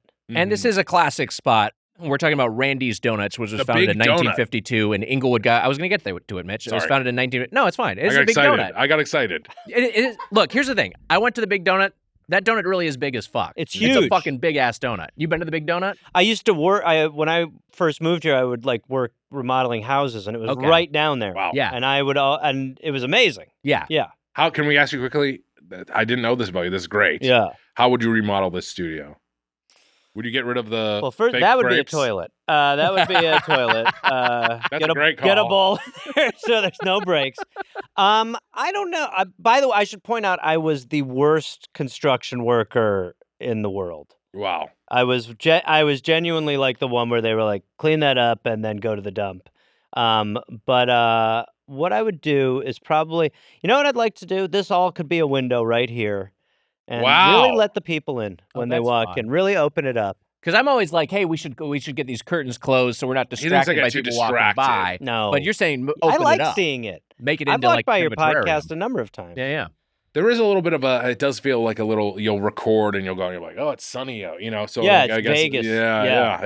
Yeah. I think that's not a bad idea. I like love it. that. I would do that. That's all I got. And it'll be about $100,000 for me to do the job. And I'm not good with glass. Randy's Donuts, 1952, Inglewood, California, is when it was founded near LAX Airport, originally called Big Donut Drive-In, and then renamed in the 70s under new ownership. Big Donut Drive-In is a pretty good damn name. Randy's Donuts, I guess. It's a pretty good name, and I think He's there an are egomaniac. there are still some Big Donut Drive-ins, I think, elsewhere in Southern California. But Randy's, there was just the one for many years, known for its massive donut sign on its store roof, which is about 32 feet or roughly 10 meters in diameter. And it is a tourist destination frequently referenced in pop culture. In 2015, Randy's was acquired by casino magnate Mark Kalagian, who has turned it into a franchise chain. So it was, for 60 years of its history, it was just the one store. And then now in the past 10 years, it has become a franchise. I don't know if I've ever been to the original Big Donut location. I have like a weird memory that I had been there once before, but I'm not sure if I have. But it's near LAX. It's near LAX, it's not in and a it's great, a huge donut. And right Yes. off the 405 Huge. freeway, which is, heavily trafficked. Nothing like landing there and then be like, cool, more hell. According to Randy's website, they have over 50 locations, 16 of which are in South 50? 50, yeah. They have Holy really shit. expanded. 16 of them are in South Korea and the Philippines, so they've gone Wow. international as well. So we Did got the some Mars donuts Attacks today. aliens, did they grab the Big Donut? Mars Attacks, it is referenced in Mars Attacks. It is Hands referenced off, you little fuckers. Yeah. It's referenced in Iron Man 2. It's, of course, referenced in The Simpsons a number of times. All right. Hands off to Iron Man as well. I don't want him doing Yeah, that. Iron Man, don't touch Yeah, it. you leave those to us, sir. So I went... Homer can touch it. Yeah. Yesterday, I did go to the original Inglewood location. And I also went to a nearby chain locations in Culver City right afterwards just to see how that compared. And then today we had this big order of to-go donuts. So we've had the full Randy's experience, and we'll represent that on the podcast. But yes, the Inglewood donut really is big. What I'll say, and Gareth, I'm wondering your take on this, but like there are these landmark LA establishments. And we get asked about restaurants all the time. I will always tell people like don't bother going to Pink's, which is the hot dog stand. I'm just like the hot dogs are whatever, and it's not that cool. A line is not always line's not worth it. indicative of worth. Exactly, yeah. But the Randy's donut, I actually think it is kind of cool to go because that donut again, it's really big as fuck. It's a huge donut, and you're looking up at that, and it's just like, man, it's kind of cool to see. I agree. Yeah. I think like it is one of those things, when you because I moved here, obviously, when I first moved here, there were just certain things where you're like, what is that? And then finally going to those places, there's, and then it's like, what has happened now to what you're saying with 50 locations in the last 10 years? The places get expanded and franchised and all that. But really, when there is like an original flagship place of something like that that's on the map, it is interesting. Yeah. And the donuts are unbelievable. Yeah, I really think they are. It's justifiably a landmark. Can I go back to the Mars Attacks aliens for a second? Yeah. Just thinking of how rude they are. Yeah. That they come here, they see the big donut, which is beautiful. Right. And they decide to destroy it. They just don't understand us. That is also true. They hate us for our freedom. It's the same thing that happened with Afghanistan in the 2000s. I mean, they hate us for our freedom. They hate our freedom. Osama and the aliens from very similar. They're very similar. They're very similar type. Yeah, absolutely. But how can you not see that big donut and just think that's cool? It is cool. They're nasty. Yeah, no, we do not welcome them. No, this show is against them without question. Yeah. The Inglewood one was hopping yesterday, midday. Which one was? The Inglewood, the original location. Was like, I was like, there were a lot of people there, a lot of people taking photos. There was a point where I was like, I group texted us, I was like, maybe I'll try to take a pic of all the tourists taking selfies. And then I realized how many kids were there. And I was like, I don't want to be the middle-aged man taking a photo of a bunch of children I don't know. So I decided not to do it. Call me next time. I'm fine being there. I actually love it. I relish it. Yeah, I don't even text it to anyone. I'm just like, I want people nervous around me. But there were a lot of people there, and there's a K line stop now, the new train line, and right by there, and there are tourists just walking from the train station straight to the Randy's. So it is a destination. They have a seasonal mango tahini raised donut and a maple long john I got, which we also got today. I also got the hot butter crumb latte, and then I went over to the Culver City location, which is just a little kind of a kiosk strip mall location. Double stop for you. Yeah, you're really doing your homework. Well, I was like, look, I should make a pilgrimage. I've been to the Randy's in the past, but it's been many years. I was like, I should make a pilgrimage to the original if we're covering it, because that's part of the Randy's experience. Yeah. So I'll just do that. And I live on the west side, so I don't live too far from it. It was a reasonable trip for me. And then like on the way back, there was another Randy's. So I was like, I'll just stop by there just to see how it compares. I worked there for a month in preparation for this episode. I didn't want to say it, but if we're really, I'm not trying to compete. No, you did a lot, but I worked there for a month. I worked there for 1 month in the back. That's pretty damn good. Yeah. I mean, I met Randy. I told the story. I don't have the exact quote in front of me. But this was a thing I read when I was doing my research. Is that Randy, the titular Randy's wife, saw the big donut. She had a story of like moving to America and landing at LAX and seeing the big donut as she got off of her plane or as she was on the 405 freeway, and then. Her quote was like, I saw the big donut and I didn't realize I would marry that man someday. Wow. Amazing. Yeah. It's also, he should have been called the Big Donut. That's what I'd be like, call me the Big Donut. Because he's like in his Scarface era. He's the Big Donut. Respect.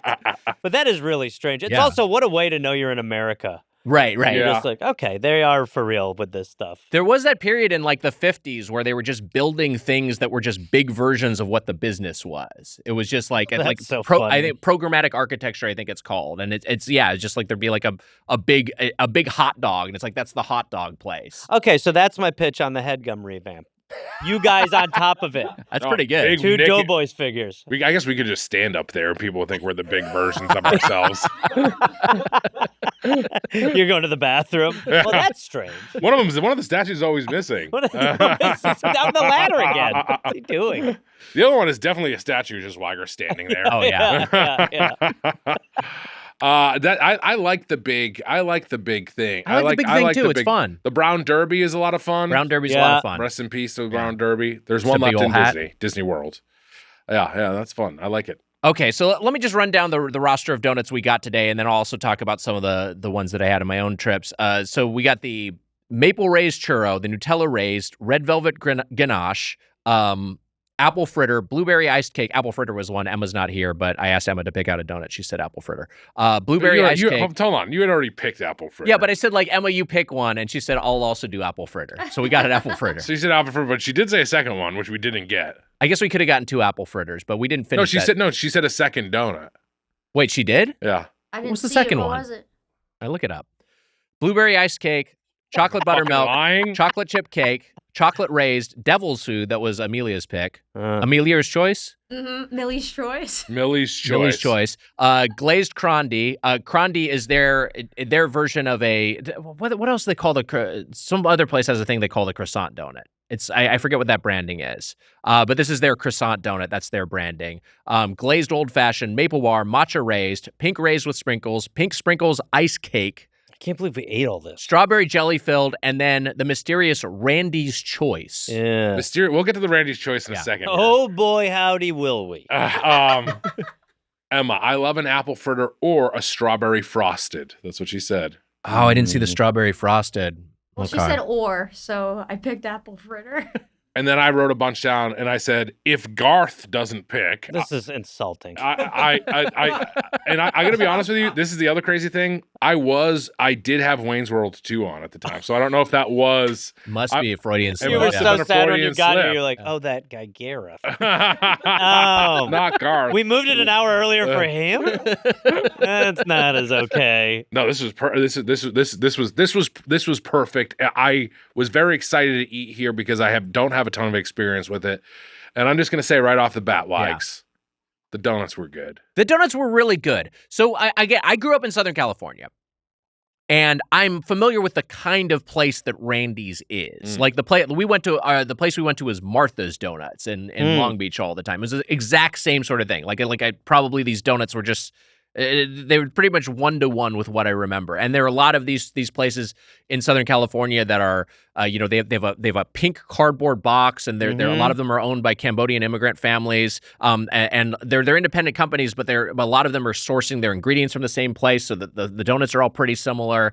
I'm used to this style of donut, and I think Randy's executes it at a very good level. It's like as they've expanded. The one thing I will say, you hear casino magnate acquiring this place. It's not the kind of person you want to give the benefit of the doubt. But what I've read about this guy, Mark Calegian, is that he seems to understand the appeal of Randy's and is like, we're going to keep the donuts cheap. We're going to keep the donuts the way they are. We're not going to make this gentrified $8 donut. We're going to keep having the same menu that Randy's is known for. We're just going to have it more places.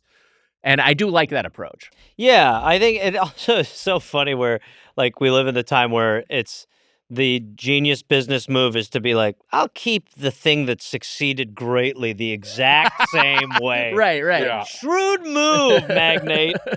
Yeah. But the tendency is to fuck with these places. Completely. And that happens very often. The one thing they have added is more of a more espresso drinks. They've expanded the coffee side of the menu. And the burritos, is that all new or that was always there? Yeah, I'm not sure if that's always that was I got a lemonade original. today. Look at the separation on this That's lemonade, not great. by the way. Yeah, no. That's oil and that's Burritos oil are vinegar new. there. Burritos are new? Okay. So Look added at some more that. savory items too.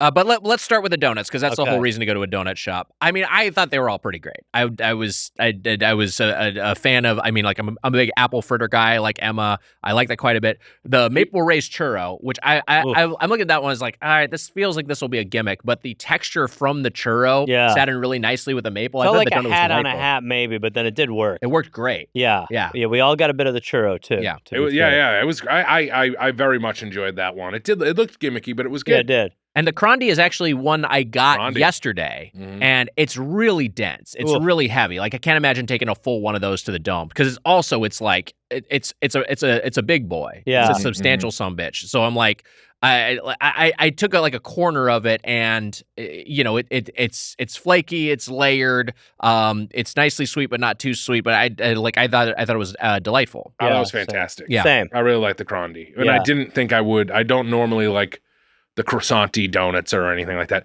Here was my big surprise. I said this when we were eating it, but the chocolate, what was the chocolate butter bar? Chocolate buttermilk. The chocolate buttermilk. Which was a bar. And the apple fritter. Usually these are two star items, and then I actually thought those were kind of the more on the weaker end. I liked the fritter, but I've had better fritters even at chainy places before. I thought this one was just okay, but I thought all the donuts were fantastic. And like I said, that chocolate frosted as they're called at Dunkin's I loved it. It was fantastic. Let me go back to yesterday real quick because I got a maple long john yesterday at the original location, and we also before or after taking pictures of the children at that. Were you celebrating? Yeah. Got away with it. I'm sorry, you knew it was too weird. You had the children take a picture of you on their phone. Do you mind if I get one of you, the kids, and me together? So who are you? I have a podcast. Do you want us to send that to you? No, it's fine. Nah, it's fine. Don't delete it. I had the maple long john, and we also got that today. And the one I had yesterday was fantastic. I was like, this is, and that's one of my favorite donuts. To me, that's one of the top guys. Is the maple long john. I like, and I disagree, but I like that you like. I like that you like. It's one of my personal favorites. So I'm going to be, I've got a careful eye towards judging it, and I thought it was really well executed yesterday. Today it got a little bit like lacquered to the roof of the donut box. It got boxed. Sometimes. Yeah, it got boxed. So it wasn't a great version of it, but I love the one I had yesterday. And the mango tahini one, which I was very skeptical towards. It was filled with mango goo, and then it also had like a mango glaze on top, and then some tahini for a little bit of spice and a bit of a heat seeker. I thought was also fucking great. I was eating that. I was like, man, try that one. I know. We didn't have it today with today's order. But the one it's I had good to know that you fantastic. loved it so much that you couldn't tell us to get one for us too. I don't know. I thought you figured you'd order it if you wanted it. Fucking kept it to you. You kept that little secret to yourself. I wasn't trying to hoard a secret. Gareth, we don't get to try it. I wasn't trying to exclude anybody. Call me Garth. Me and Garth. Thank you. Me and Garth didn't get to try it. Yeah, we're furious. It sounds good. It was I was like, I'll take a bite of this basically for the podcast. That's why I ordered it, just because like this feels weird, and then I ended up eating the whole thing because it was yummy. Don't they end up putting like the little wax paper on the donuts sometimes so it doesn't roof lacquer? They will sometimes. It's interesting. Didn't happen today. Interesting they didn't do it. They probably didn't know how the spotlight would be on them today. Yeah. Probably thought there were some Joe regulars. Randy's shaking in his fucking boots right now. Yeah, or grave. I don't know how old. Yeah, he might be dead. By the way, if he has passed away, we should bring him back. That's a perfect one. Make burgers out of it. Make Randy burgers? Yeah. The gravest insult. The Long John to me is the most nostalgic one. Right. Like that really does remind me of being a kid. Like you were saying, it's the Sunday morning, you did a sleepover, someone has brought a big thing of donuts. The Long John to me is the quintessential donut. Yeah. And the disappointment when there'd be cream in the Long John, I always felt too. Yeah, we went no cream. Yeah. I just want to say Randy might be in some sort of donut hell where donuts are dunking him into a coffee. You never know. God, totally you are possible. really good at like inverting what the system will be based on today's world we live in. The cats are eating us. Randy's getting dunked. Randy's getting dunked into a coffee, a boiling hot coffee like. Oh my God. And then getting eaten by the donut? That Yeah. can't be nice. But that's what he gets. Yep. That's your punishment. Suitably ironic punishment. Yes, yeah. For creating a donut shop. That's why the devil's hyped so much. He's just good at this. He's very good at it. On the day of the new pope, I don't know if we should talk. The devil's a little bit. The devil has a slight period. If things were not good this past week, it's because the devil gets there's no pope. You know what I'm saying? So the devil. Oh, so right. The devil's got a little bit of power, and then now the pope got the is window. back. Yeah, it's right. the window is out now. Yeah. Well, while we're talking about the devil, we should talk about his famous food, the devil's food, of Nice. course. You're talking about Millie's Choice? Yeah. I'm talking about Millie's Choice, the Wow. devil's food. This is not my favorite, the chocolate on chocolate. Yeah. There's a fine execution of it. Wow, Millie's Choice just got flushed. I don't know. What did you think, Amelia? I loved the devil's You food. loved I it. love Millie's Choice. You also love a course you love you a do. cake donut in cake general donut versus a raised donut. raised. Yeah. Yeah, I don't know what it is about cake donuts, but maybe I think about Dunkin' Munchkins. Ugh. And that's what I grew up eating, so I Same. always have a fondness for They're the great. chocolate, Mhm. or the I white think powder. you got to call them little donuts now, I believe. Little donuts. Yeah. Oh, okay. Wrong turn. They have a lobby now.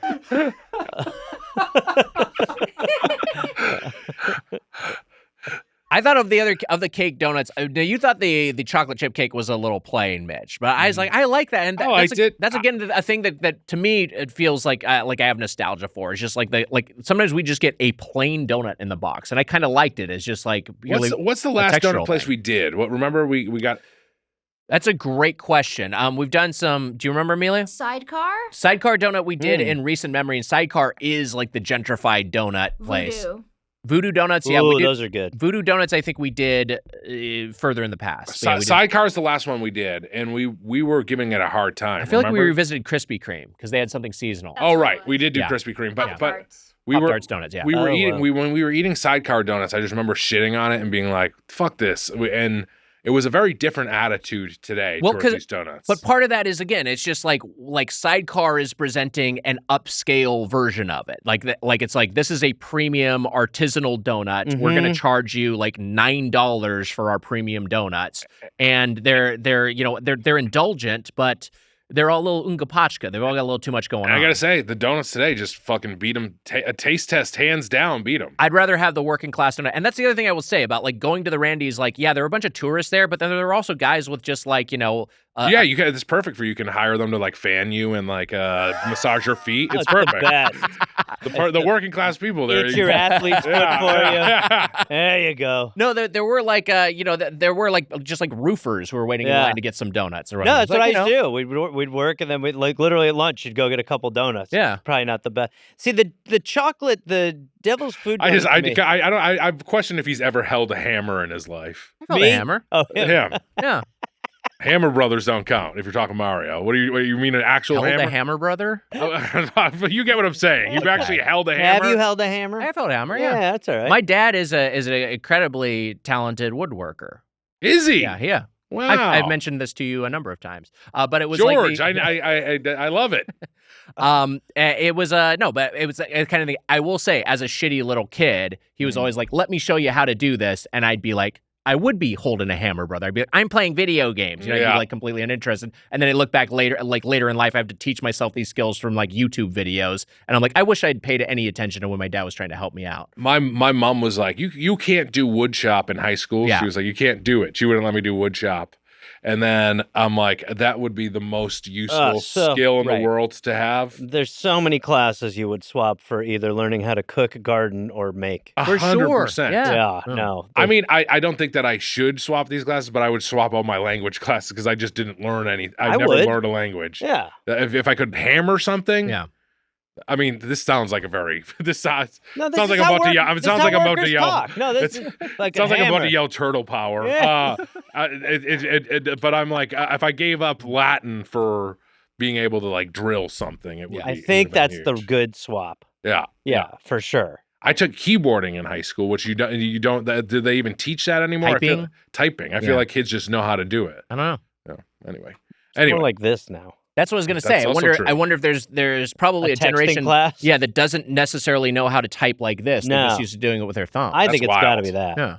No, you're not even going to need it anymore. It's true. Yeah. That's going to be gone. No. Anyways, the working class going and getting a donut, like you know what, the box of Joe from Dunkin' Donuts and some Munchkins. If you're working a summer job and you're working on a deck or something, it's a great thing to have. Oh yeah. Wags, I do like the fact that Randy's. Well, it's funny that it is that you say it's like a working class thing because it is a tourist destination too. But the price point of the donuts is still low, and it's still like it's making the stuff on site, but it's like, it's making the approachable, affordable version of it. And as they've scaled up, as they've added locations, they have not made things more expensive or fancier or anything. They've just maintained the same level of quality that they had. We should talk about Randy's Choice donut. Yeah, so Randy's Choice was so the number of donuts we ordered, I think, tallied to like 17 or something like that. It wasn't quite 18, and so it was like a dozen and a half. Why. It was a. What happened? Keep listening, people. It was an odd number, and I guess we got a Randy's Choice.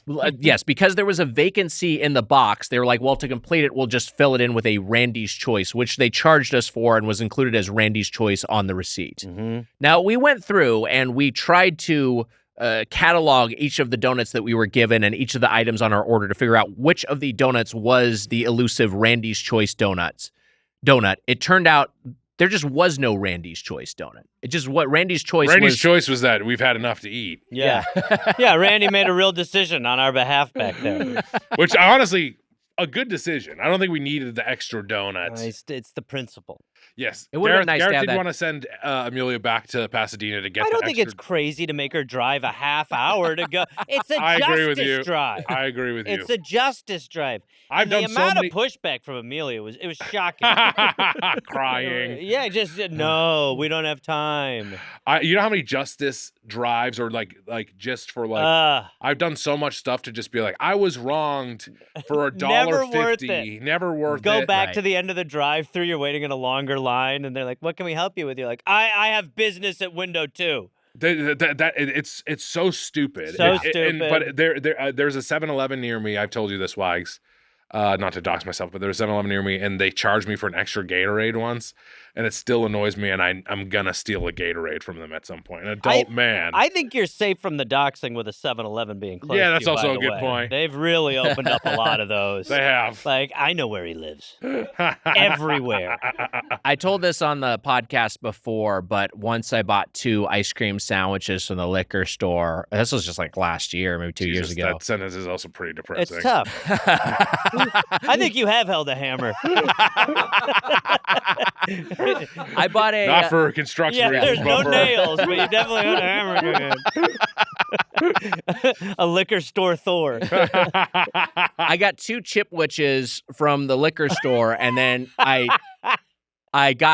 saw the receipt and I realized he only charged me for 1, but it was when I'd already left. Oh. And so I went back and I knew the guy. So I went back later and I got 1 Chipwich and I said, hey, charge me for 2. And he was like, why? He's like, oh yeah, I got 2 last time. You only charged me for 1. And he was like, oh, good man. You're honest. And I said hey, and then I pointed up at God for some reason. Oh, wow. Every part of that was so lovely until the end. I don't know why I did that. Like, God's getting involved. He's going to go to heaven for this one. Also, that guy now is just like, he thinks of you much differently. He did think at it was that kinda point. weird, yeah. Well, in the afterlife, when they'll be like, well, he did beat a man with a hammer, but that Chipwich shout out was pretty big. Don't think we didn't notice that one up here. That was awesome. I don't think I can handle beating a man with a hammer. Oh, you It'd can. be so visceral. Once the first couple is tough, and then you just fight through it. But there's something about you know what's going to happen? Last episode of Doughboys, no one's in here, just you. I come in, put a hammer on the table, lock the door, and we see what happens. Do you think you would be able to? Do you think you would be able to? If it's your life is on the line, and I got to kill you with a hammer? Yeah. What an ending. That's crazy to think about. I think I could take you out, but I would not be happy about it. And I'd be like, why did it come to this? I think I would beat you, to be honest with you. If I have the hammer? Locked door. I lock the door. I lock the door. Yeah, lock the door. I lock the door just to be safe. I lock the door. I throw a hammer on the table. Yeah. Ooh. And then it's, then we're sitting and the hammer's on the table. It's first to the hammer. Yeah. And you shouldn't have thrown it, first of all. But I think that I'd be able to crunch you against the wall and have you drop the hammer. Crunch you against the wall is an interesting way to put it. Yeah, that is interesting. I don't know. I feel like I would You don't have the room to run around in here. I think I could quickly get the hammer, and I think it would go into a defensive position. And I think also just having a weapon would be such an advantage in close combat that I think I'd probably. Now let's say if I could get to it first. I think I'd there's win. 2 hammers, and you each get a hammer. If it's hammer versus By hammer, the way, this glass wall's paying for itself already. we're talking claw hammers, so you could really do some damage. Well, yeah, if you choose to go that side, sure. So you've got a hammer, I've got a hammer, and we're just fighting each other. We're hammer brothers. We're hammer brothers. Whoa.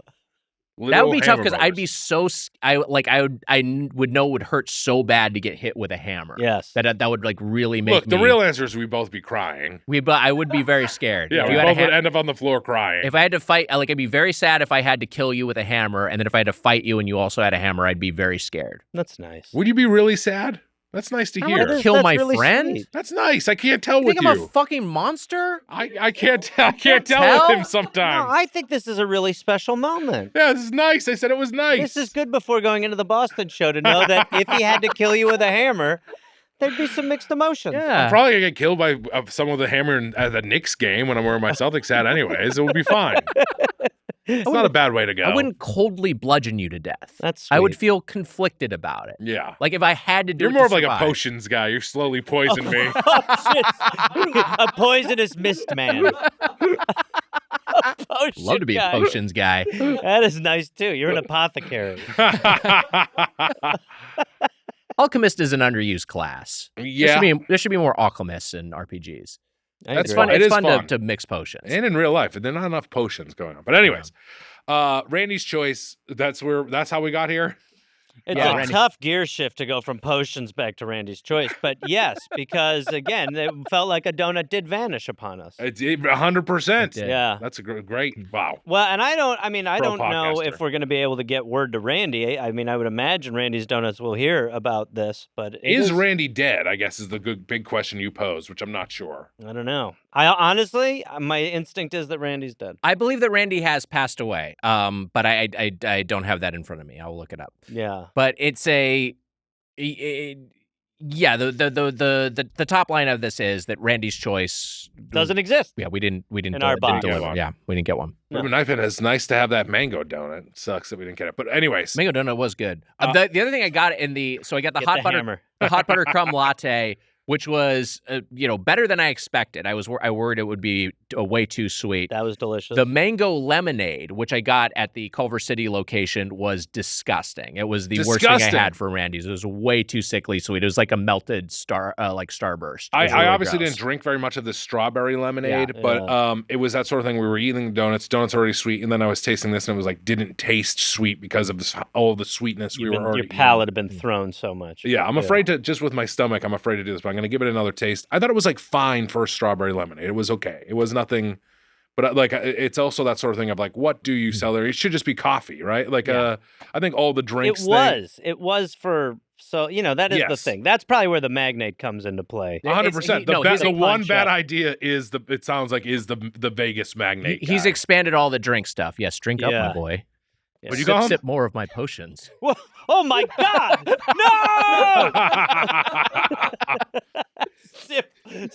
I should have guessed with the viscosity of this thing. It does look we very checked the potion-esque. menu. We're like, actually, they do only serve coffee. Oh my God! This is not This is not a bad tasting. Do you want to? I mean, it does not look appetizing. Sure. Well, I wonder what you think. It's so. It's not mixed. Yeah, it's not. It's very. You're gonna find it to be cloudy. very sweet. It tastes very much like a strawberry. You want to try it? I guess we're all trying the strawberry lemonade. It kind of tastes. Remember those? It's not bad. What are those ice creams that? Not ice creams, but they were like the ice, like the fruity ice treats when you were a kid. They came in the long plastic thing. Oh yes, yeah. Sometimes you just let those melt and like just an drink Otter that. Pop. Yeah, right. Exactly. That's way it better tastes than like. It kind of reminds me of one of those a little bit if you let it melt. That's a little sweet for me, but it's way better than the mango one. I wonder if he just put in too much syrup in the mango lemonade that he got me yesterday. It's got chunks in it. Yeah. There's a little bit of strawberry chunks. Or is in my there. English mouth falling apart again as I drink? We should talk about the savory side. So we did get a breakfast burrito. Mitch, you got a breakfast burrito, and you were kind enough to share it with me. So I had half of that sumbitch, and it was a lot better than I expected. Yes, it was kind of a lifesaver too when we were eating the sweet. I wish you had gotten something like that because it was helpful. Having anything salty / savory to contrast with the sugar. I was watching Furious. No. It was. It looked good though. Yeah, not bad. Okay, so Very you got one simple. of these two. I'm gonna say something that's very controversial. Here we go. Are you ready for this? Yeah. This is bad news. People won't be happy. Okay. Breakfast burritos overrated. Ooh. That's an insane take, Mitch. I know. Really bad take. I told you it was going to be fucking controversial. It's controversial. Still. A breakfast sandwich is better. Breakfast burrito, they make you feel like shit. Boy, I feel like a breakfast burrito is less heavy than a breakfast sandwich. I feel like it's This generally is a little insane bit less bready. talk here. And Bacon, sometimes, egg, sometimes and you'll get like cheese some on beans in there. That'll help. Bacon, egg, and cheese on a croissant is a million times lighter than a I don't know. I think I it can't depends. co-sign it. Yeah. I love the swing. Yeah. I like think, a breakfast sandwich too. But I do too. think that there's good breakfast burritos. Don't get me wrong. But I think to what you were alluding to, the burrito is a pocket for so many things that could never exist in between two slices. The love beans, burritos. the rice. I love burritos. Well, but tell that to your earlier statement. A burrito is my favorite. I like burritos more than tacos. I love burritos. Breakfast burritos specifically, I don't know. I mean, I think a lot of potato in there a lot of the time. Amelia's the potato can be good. The potato, I love. Amelia's backing me up a little bit here. Oh, fuck. I couldn't disagree more. Can't read her face. I know Amelia pretty well, and she's 100% with me. Don't talk into the mic. Millie's choice, I guess, is the breakfast burrito. But look, just scrambled eggs on their own, eggs Benedict, a breakfast sandwich. I want all of them before I want a breakfast burrito. That's interesting. I don't agree, but I get it. But I think lighter, to me, the burrito is lighter than the croissant, to me. Really? I agree. They're I think, gut bombs. I think it's just less bready. It depends on how you construct it, though. It depends on like what protein you're putting on there. To Gareth's point, like what other components are part of it. Like, yeah, if you're just getting like egg, bacon and like potato and like hash browns in there. Like, yeah, that's a dense meal, but like This, you can mix it up a little bit. Look at this thing. Look at the bisect of this I thing. remember. But Mitch, what you're showing is this is not like hey, this place is known for their breakfast burritos. Sure. This place has great I breakfast know burritos. that. This I has know. it as like an extra thing. Look, I said it would be controversial. I spoke my fucking mind. Well, I hope you feel lighter than when you went to the bathroom. You know what I'm else walking I like? on air right You here. know what else I like about the burrito?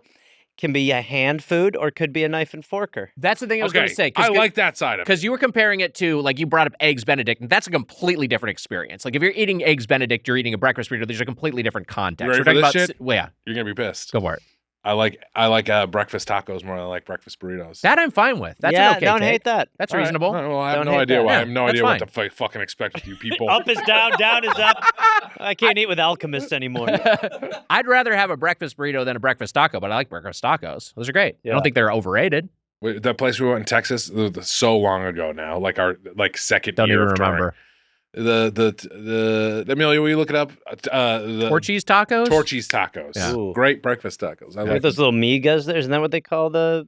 Isn't Mm. that the Yeah, they got. specialty taco? Yeah, And also they have migas at Home State too. Home State. Yes, Home State. yeah. Great breakfast tacos. I like the breakfast where you get the tortillas you can make your own. I also like that. where Oh, you get that's fun. I like that. Enjoyable. Flour over corn. A lot of the way. fun. Breakfast burritos are just overrated. I'm sorry. Yeah, I it is, hate and to I'm say it. sorry. No I don't one know why agrees. you're doubling down on this. I'm doubling Yeah. down. You're asking for a future generation to put you in some sort of cybernetic hell where you're wrapped in a they- big tortilla.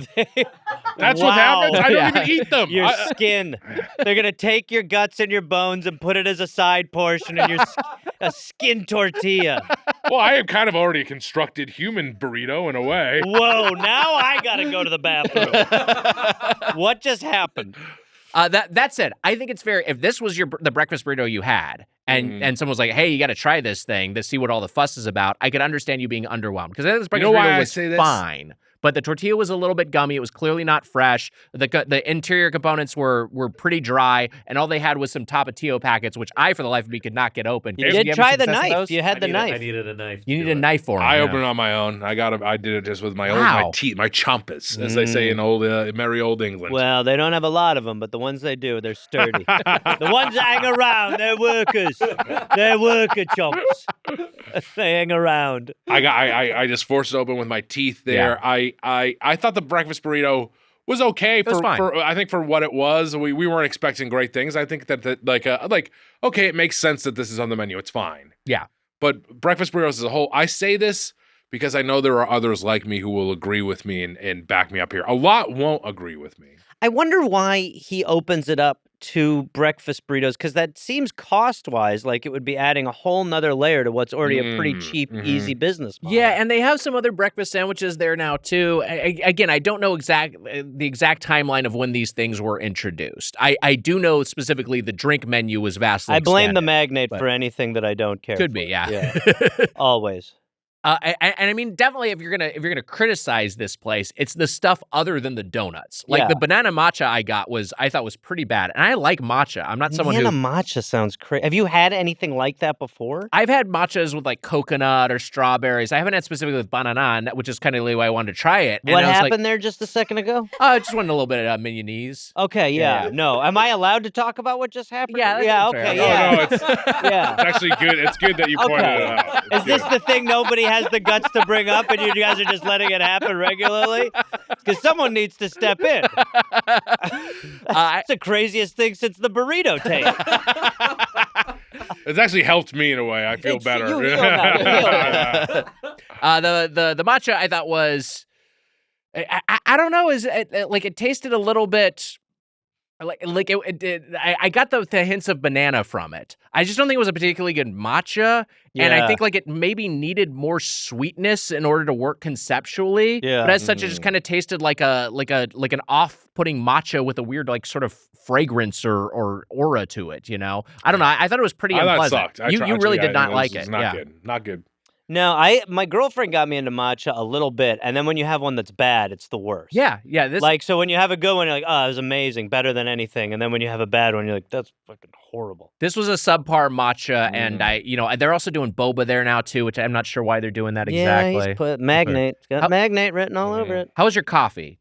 Empty. It was good. It's empty now. Okay. I loved it. I thought it was really good. Yeah. I thought very good coffee. I'm a pretty easy sell on stuff like that though.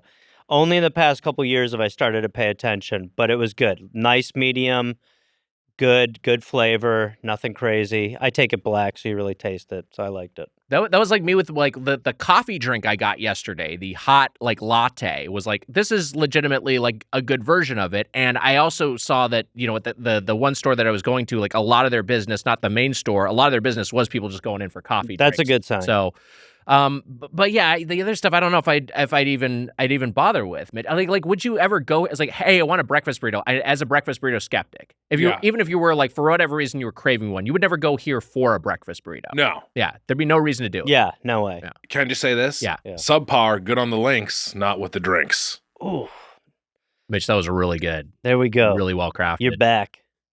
You are back. It's hammer time.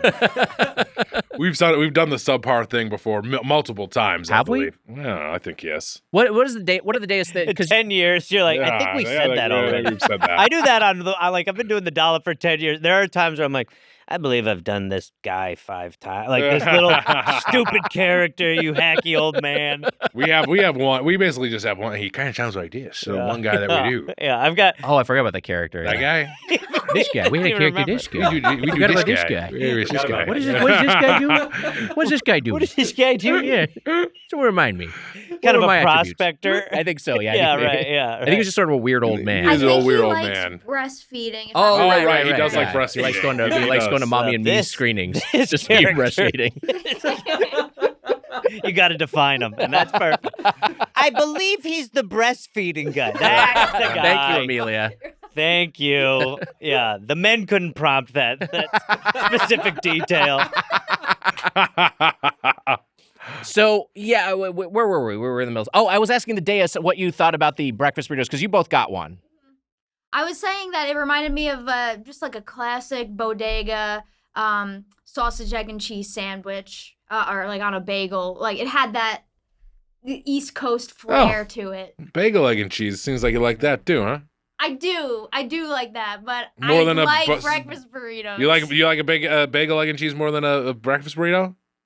Yeah. It's a fine take. Interesting. Well. Interesting. Your witness. I thought it was like, pretty like middle of the road Yeah. breakfast burrito. But I also would prefer a bacon, egg, and cheese. Interesting. So you two are just sitting over there the whole time. I like a breakfast burrito. Same. We but like I breakfast prefer burritos. a bacon, egg, and cheese. Yeah, you're not arguing. You're like, what you're arguing is that breakfast burritos are overrated. People go a little crazy about them. No, people like them. I like them. They're fine. They're very fine. What I think we can all agree on, you can get, especially in LA, which is where Randy's is, geolocated, you can get better breakfast burritos at dozens of places. They're much better executions. Has a good. You know what breakfast burrito I actually do like, and it's not a great opinion, but I like the Oaks Gourmet breakfast burrito. I think it's good. And you know what it is? It's runny eggs, and I think a lot of breakfast burritos are just scrambled eggs. Interesting. Yeah. See, that I don't love. I don't love the runny egg. They do like an over medium. I will when I've gotten the breakfast burrito over there before, which is good, but I would ask for like, can you just give me like an over hard egg? Like just I like that. Like just cook it all the way. Anything that takes me off the thinking that it is like a baby. That's helpful. The runny to me, I'm like, oh right, it's an embryo. Yeah. I don't mind the runny egg like in different contexts, but in this one, it's just like it's such a mess. And it's it is also that's a home based thing. Yeah, can't be like in the car when you're like, oh god. Right, because a breakfast burrito is like what I like about it is that it's contained. It's that's it's what I almost like. no fuss. I mean, to me, that's what makes it so much better than the breakfast sandwich. You can get it not runny with the breakfast sandwich as well. But I mean, come on, you're missing out. Stuff's dropping out of it. That's true. It's pooping all over the place. I love it. Hey, buddy, Doughboys want to talk to you about a different podcast. A podcast called Comedy Bang Bang. Mitch, you heard of this? Wags, I've heard of it, all right. Yeah, we've heard of it. The originator of all podcasts. That's right. Comedy Bang Bang. In every episode, host Scott Aukerman, the Podfather, interviews Wags. a famous guest like Andy Samberg, Sarah Silverman, or John Hamm. The Podfather. I'll make him a recording he can't refuse. That's pretty good. Could be. You know what? You'll see characters even better than that on Comedy Bang Bang because they are joined by a few ridiculous characters played by the best improvisers around the world. People like Paul F. Tompkins, Drew Tarver, Lisa Gilroy. Who else, Wags? Ben Rogers, John Gabris, of course, Lauren Lapkus, Matt Apodaca. Mike Hanford. Mike Hanford, great improvisers, great friends of Doughboys who are also part of the Comedy Bang Bang. Did we say the Tart Man? Yeah, Carl Tart, of course. Carl Tart. Yeah. Who are also part of the Comedy Bang Bang expanded universe. It's funny, it's silly, and it's easy to jump in for first-time listeners. Mitch, and it's partly how you and I got into podcasting. That's right, So you can Wags. check us about sporadically at some points in the back catalog. This guy's got one of the most beloved characters there is. Tim Baltz, Lily Sullivan, Paul Rust. So many people that we've had on our show have done characters on Comedy Bang Bang. Check out new episodes of Comedy Bang Bang every Monday and classic episodes every Thursday wherever you listen to your podcasts. Wow. Sean Diston. Diston. Bye. Bye. We should get to our final thoughts on Randy's Donuts. So, Gareth, here's how this will work. We'll each go around. We will give a closing argument, if you will, on Randy's, and then end by giving it a score from 0 to 5 forks. So your final thoughts on Randy's based on this and any other previous visits, and then your fork score. Well, it's been a while since I've had donuts on that level. Right. So my mouth definitely got overrun with sugar. But when we were in there, I honestly, in my head, I was like, I wanted to participate in the event, but I was like, I'm not going to go crazy on the donuts. And I had a piece of every donut because this is, I guess, what I kind of forgot about donuts, or and I know I didn't say donuts properly, but that's just atrophy. What I sort of forgot, or what they do very well, is there's so many different consistencies. Like we're talking about there's the thicker ones, there's the more croissant-y ones. There's the classic donut that's kind of airy. But I don't honestly, there were like a couple where I was like not crazy about it, but that's just because like even the red velvet one that I suggested was a little too cakey for me. Sure. I thought the OG glaze was maybe my favorite, or the like croissant-y glaze, or the churro one, which I know I ordered. I'm not bragging. But also the chocolate one that you're talking about, which I ordered. They were all so good, and it was a nostalgic eat. I thought they were made very well, even though they completely screwed us. Which camera's mine? Randy, if you're alive, we're coming for you. And if you're dead, so sorry to do this. We're digging you up, though. We're digging you up. We're going to reanimate you through your bones and fight you with hammers, my man. That's happening. But if you are in the mood for a donut, and they have franchised the shit out of the place, I'm going to go, I will say, donut-wise, it is 5 forks. Wow, 5 forks. Yeah. That's a great score. Yeah. Mitch, what do you do? Your thoughts, your fork score?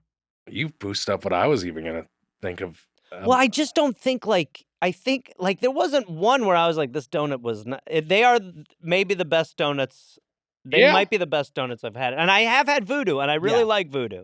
I like Voodoo too, and I think that we were maybe harsher to Voodoo when we reviewed it, but I'm less enthused about Voodoo because I think as Voodoo has expanded, yes, I think the quality has declined a bit. I've had good Voodoo donuts, but the thing with Voodoo donuts is, and this is an issue with all donuts, but there were some here when I was trying them that it didn't give me like the full this is too much sugar, and there were moments that were like that, but like that chocolate glazed, I was like, this is like a nice balance. It's sugary, sure, yes. All of them are sugary, but it was like this is a nice balance as a donut. And then when I'm eating Voodoo donuts, I'm like, it's so sweet. They're so damn sweet. And while you feel like sugared up from that meal, I wasn't like we were talking about how you're gonna feel tired. I didn't feel tired after it. I didn't feel like the crash necessarily, which I don't know if that's an ingredient based reaction. My guts are the only thing that really were affected by all of this. Yeah. And look, I still had a great time. I played a character named Randy Wags. That's right. So it's close to my heart. On The Netflix's name Randy Love. is close to my heart. I like Randy. The Simpsons reference that you said, where Homer's sleeping in the big donut, is fun. There's a number of them. There's that. There's eventually the Lard Lad donuts. That's the thing that influence becomes reality. Yeah, based on Bob's Big Boy and the Randy's donuts. Now that's like a thing. The one I kept thinking of in there was when Homer goes to hell. Yes, and the devil is feeding him the donuts, and he goes, you like donuts? Yeah, here, have some donuts, and he eats all of the donuts. And they're confused by the machine. The devil's like, oh my god! And then they put the donut on his head, Wags, at the end as a punishment. That's right. Devil Flanders. Anyways, Simpsons was great. Great show. Where I worked. I've talked about that on the podcast but I worked there for a good stretch of time. I love the Big Donut. I do think it's a great. I'm happy that it just hasn't disappeared, because we've talked about this, Wags. So many landmarks, like and here I'm gonna say here, the ArcLight has been closed for so long, and I don't know if it will ever reopen again. They're just sitting on it, and it's a shame, Wags. It's a shame that it's maybe will just go away. This is a landmark for people not in LA, landmark movie theater. Yeah. And they're just sitting on it. No one is reopening it. And Amoeba, another one. Amoeba, yeah, which they did reopen Amoeba at least, but it went to a new spot. Yeah. But just all these things in Los Angeles, and it's just a sad thing where like all these great old places are closing, and Randy's feels like it should be around for a long time because of this. Thank you to this Vegas magnate that's come in, and he gives us shitty drinks, but the donuts remain good. And I can't go below 4 forks. I think I'm gonna go 4.5 forks. Wow, 4.5 forks. These are high scores, higher than I expected. And I will say this, because my skepticism of this episode going in was knowing that Randy's had got under new ownership, it had expanded into a chain in the past decade, and worried about its just quality declining, like which is a pattern we've seen, Mitch, repeatedly. Like Halal Guys was a big one, the New York one that expanded nationwide. I mean, even Shake Shack in a sense is a version of that. And like there have been ones that have succeeded though, like Dave's Hot Chicken, like kind of expanded and kind of was able to retain what works about it. I was worried about that with Randy's a little bit, but I will say, I think this is. I mean, it is Randy's. I mean, like that, and I think they're retaining what's special about this donut shop. And then I think there's another thing that makes me that I think of that you formulated in the past, Mitch, of like we're now at the point where you kind of have to. Rooting for the little guy is also rooting for a chain restaurant. Yes. Because, so many small businesses have just been completely, absorbed or assimilated or extinguished. And so the independent mom and pop donut shops, those are a dying breed. The Randy's franchise locations are kind of like the equivalent of that now, versus some of these ones like these bigger concepts like a Dunkin' or a Krispy Kreme. And I will say, I think their donuts are just better than Dunkin's donuts. Yes, and that's a sad thing to report, because Dunkin' used to make their donuts in house, as Randy still does, but Dunkin' now makes everything at a corporate kitchen. Krispy Kreme, I'm not sure. It doesn't have like the killer app in the same way that Krispy Kreme has that fresh hot glazed, which is so good. But it does have some great in-house donuts. And I like that it's not trying to be a gimmicky place like Voodoo. I like that it's not trying to be an upscale gentrified place like Blue Star Donuts or Sidecar Donuts. It's remaining in the sphere in which the original Randy's has always operated. And for that reason, I think I'm going to say, welcome to the Golden Plate Club, Randy's Donuts. I'm going to go 4 forks, 4 forks even, because I think it's a great donut shop, and I think a lot of the other stuff they don't need to be doing. But as far as donuts are concerned, as far as the promise of the premise, Randy's Donuts delivers on donuts. Wow. Deus, what do you think, Deus? I think that's a solid assessment. I give it 4 as well. Wow. 4 forks. Wow. 4 forks all around. How about that? I love it. Yeah. Good. Well deserved. Welcome to the Golden Plate. Welcome to the Golden Plate Club. And remember, this is after they screwed us out of a donut. That is true. I mean, to have that personal vendetta remain after such high acclaim, it's really shocking. We could kick it out of the Golden Plate Club for that reason if we want to. Boy, it's highly unorthodox. Yeah. Doughboy's choice is that it's in the Golden Play Club. I think so. I think we're going to take the high ground versus Randy. Yeah. And Who's Randy's in the choice. low ground from what we understand. I could not get closure on whether or not Randy is still alive as I was hastily Googling it. Wow. But it did transfer ownership in the 70s, so I think probably odds are, you know, he's not still with us, but what a legacy. Yeah. Hey, it's time for a segment. We got a beverage. We're going to decide if you should pour it down your throat. It's Drink or Stank. And hey, we haven't had enough sweet yet today. It's time for a sugary beverage, Mountain Dew Mango Rush. You know, Dear God. here's what's incredible. Yeah. As we talk about the sort of the conflation of organizations and enormous businesses, to see the Little Caesars man on a Mountain Dew, Yeah. I don't know how that makes me feel. I've got the tall boy Nervous? can. I've got the tall boy can up here that I'm holding to lens.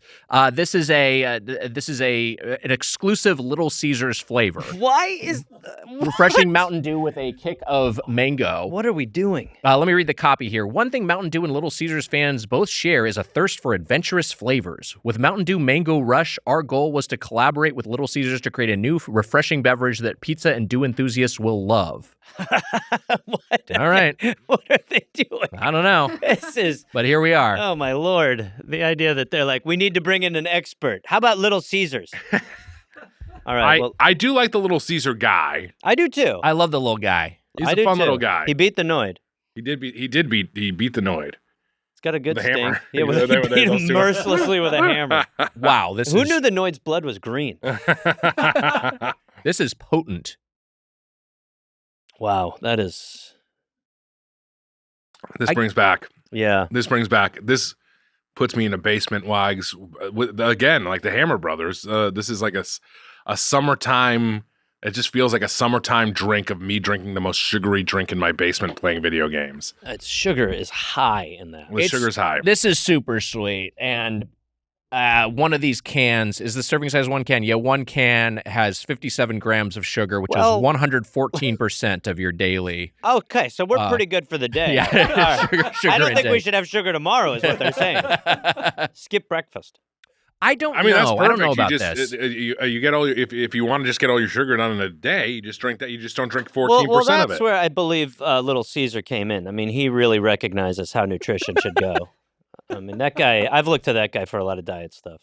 Can I say the can design I love? This is the thing about this I really like. I like that the Little Caesars guy is on here, and I like that it's a Little Caesars exclusive, and I like that it's not like, because they'll do these flavors at, you know, Taco Bell or Buffalo Wild Wings or what have you, but you don't have a unique can. Yeah. And that's a lot of fun. I got news for you. Yeah. I think the drink is also good. It's hard for me. This is so foreign to some. I've not had a drink like this in a long time.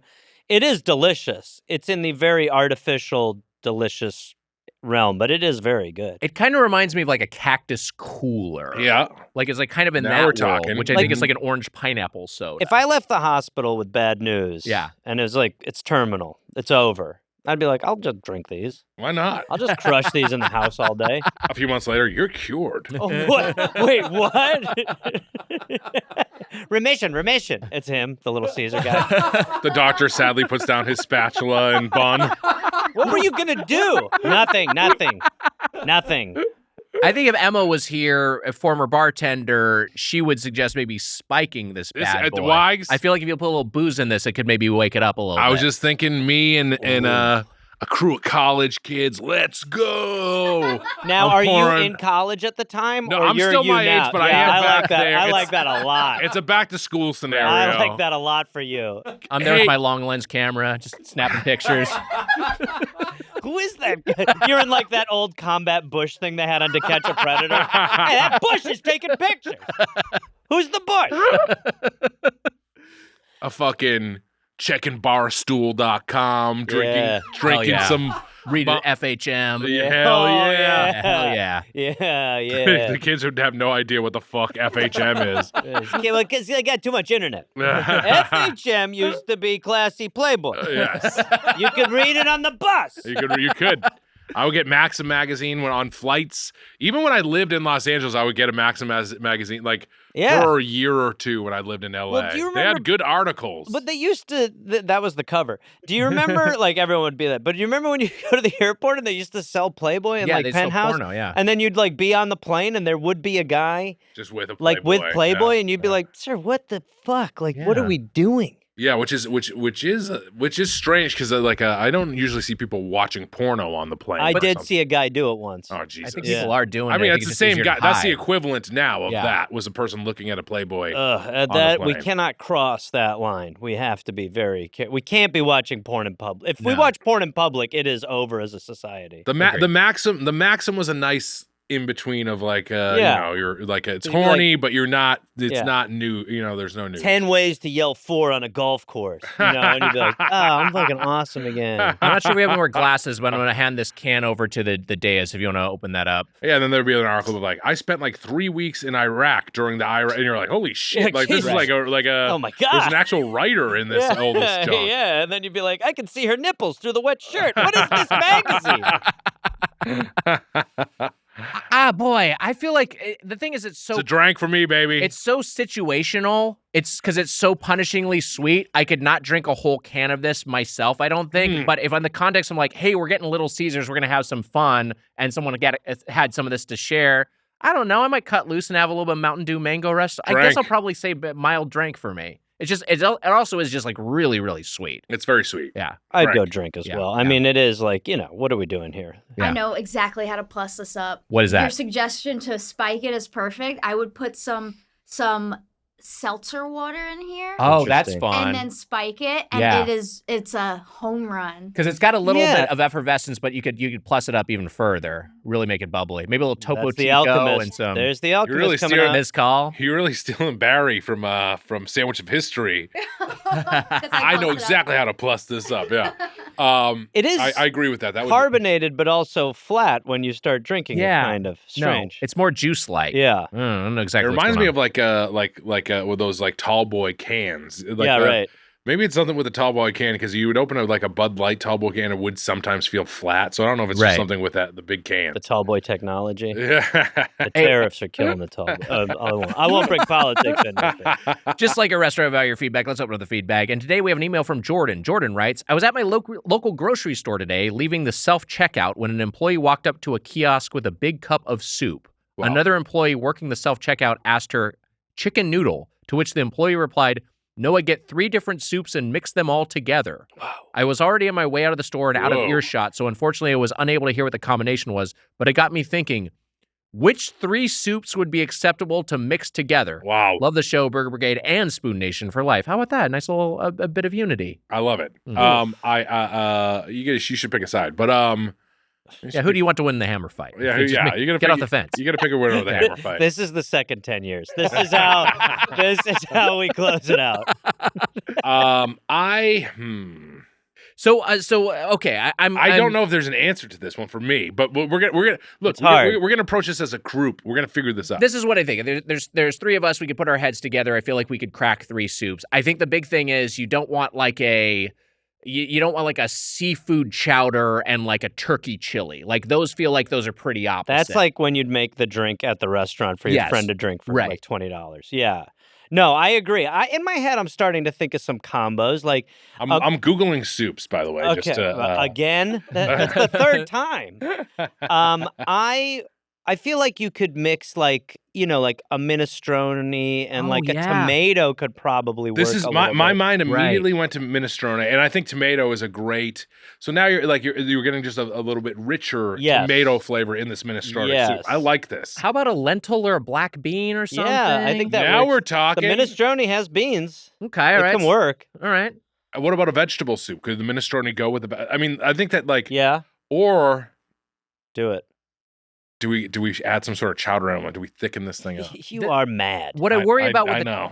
I just feel like the chowder is so specific and so singular that once you start to put chowder in there, it might start to dominate. Like if we, I don't know. I mean, it could work. But I'm just like I feel like I'd feel better about a corn chowder versus like a clam chowder. Oh, of course. Yeah. We're not just going to throw clams in there out of That's what I was nowhere. worried about.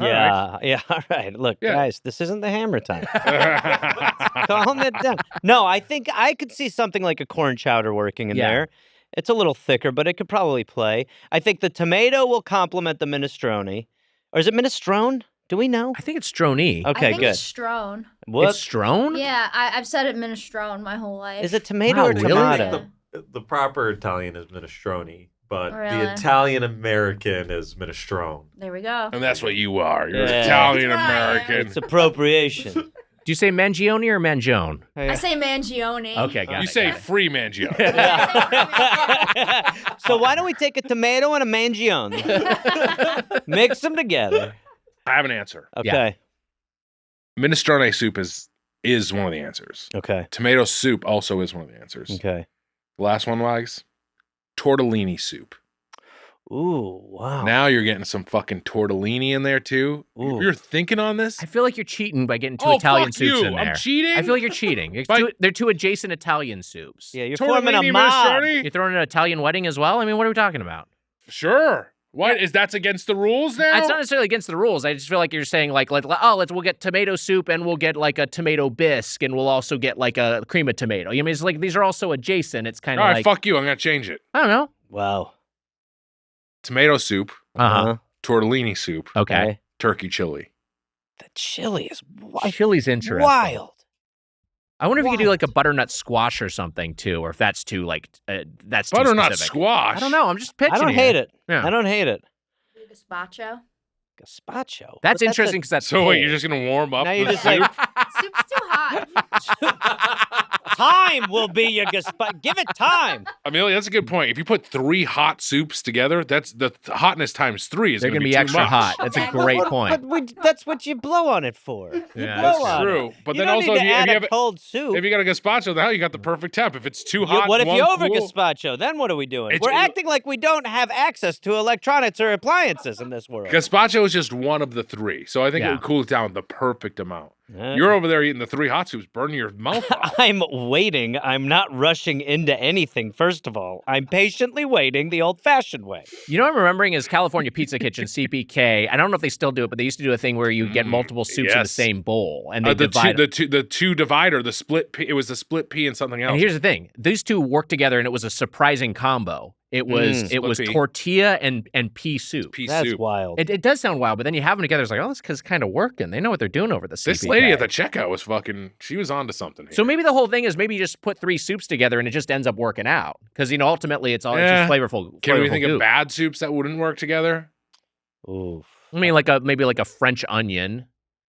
I think a clam chowder. If you Yeah. throw the clam chowder, can throw off most Yeah. mixes. Yeah, if you did like a French onion with a big layer of Gruyere and then threw a clam chowder in there, that would probably be repulsive. That'd be bad. Yeah. Mm-hmm. Yeah. I think we figured it out. Yeah. I think we did figure I think it we out. figured it out. I agree. We got some good options there. If you have a question or comment about the world of chain restaurants, you can email us at feedback@birdfuck.com or leave us a voicemail. know what's interesting? Go-to. That's 830-463-6844. What's that, Mitch? You know, I'm this guy who gets attacked because I said rank soups, soup, pho, Yeah.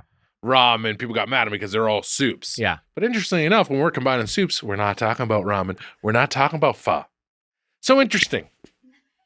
Interesting. I think you should look at yourself in the mirror a little bit. You too, the listener / viewer. I wonder where, once you start slotting pho and ramen in there, because also you got different subtypes. Yeah, I could see those two mixing together. Yeah. Pho and ramen? Yeah. They would. They could. Yeah. But also you Throw a talk little about chowder in there. yeah, but you could have Let's all get sorts of sick. you could have all sorts of bases for any of those and all sorts of little I'm variations. just saying, my yeah. soup comment wasn't that crazy. That's the whole You're point. being extra defensive because you went out on a limb with your breakfast burrito take, and then everyone lashed out at you, and so now you're turtling up. I'm trying to be a forward-thinking man. What do you want from me? Can I just say, Mitch, that's awesome. Yeah, God bless you. That is awesome. I think there's not enough of that risk taking in the direction of just being supportive nowadays. Thank you. And I think in retrospect, we did lose our cool on you. Yeah, we did. You did. And because we hated what you said, but we should have been more understanding. To you, you were just trying to be supportive of other ways to have a breakfast, a wrapping. Thank you. And also you're gonna push me away, radicalize me. I join a turtle power group. No, without Mitch, no. Don't do Yeah, that. no. Next thing you know, you're a hero, not a ninja, not a ninja. Our producer is Emma Erdbrink. Our associate producer is Amelia Marino. Our supervising video producer is Casey Donahue. And our video editor is Mike Dorfman. Doughboys Apparel and Merchandise, kinshipgoods.com/doughboys. And Doughboys Double, patreon.com/doughboys. Gareth Reynolds. Next we have is the podcast out today. Tell us about the show and anything else you want to plug. Well, it is, like I said, I mean, it's just a tremendous amount of quick-hitting little segments. There are reviews. We sometimes have guests. My mother joins us. We play games. Kevin, the great Kevin Bartelt, is a part of it. And it's just fun. I think it is one of those ones. Like, I have The Dollop, which people should listen to, which is American history. It can get very depressing. We try to bring light to it. We're here to help with Jake Johnson, which is a call-in advice show, which is also a Headgum production. And then this is just a little bit like that. If you want to see me do stand-up on the road, you can go to GarethReynolds.com.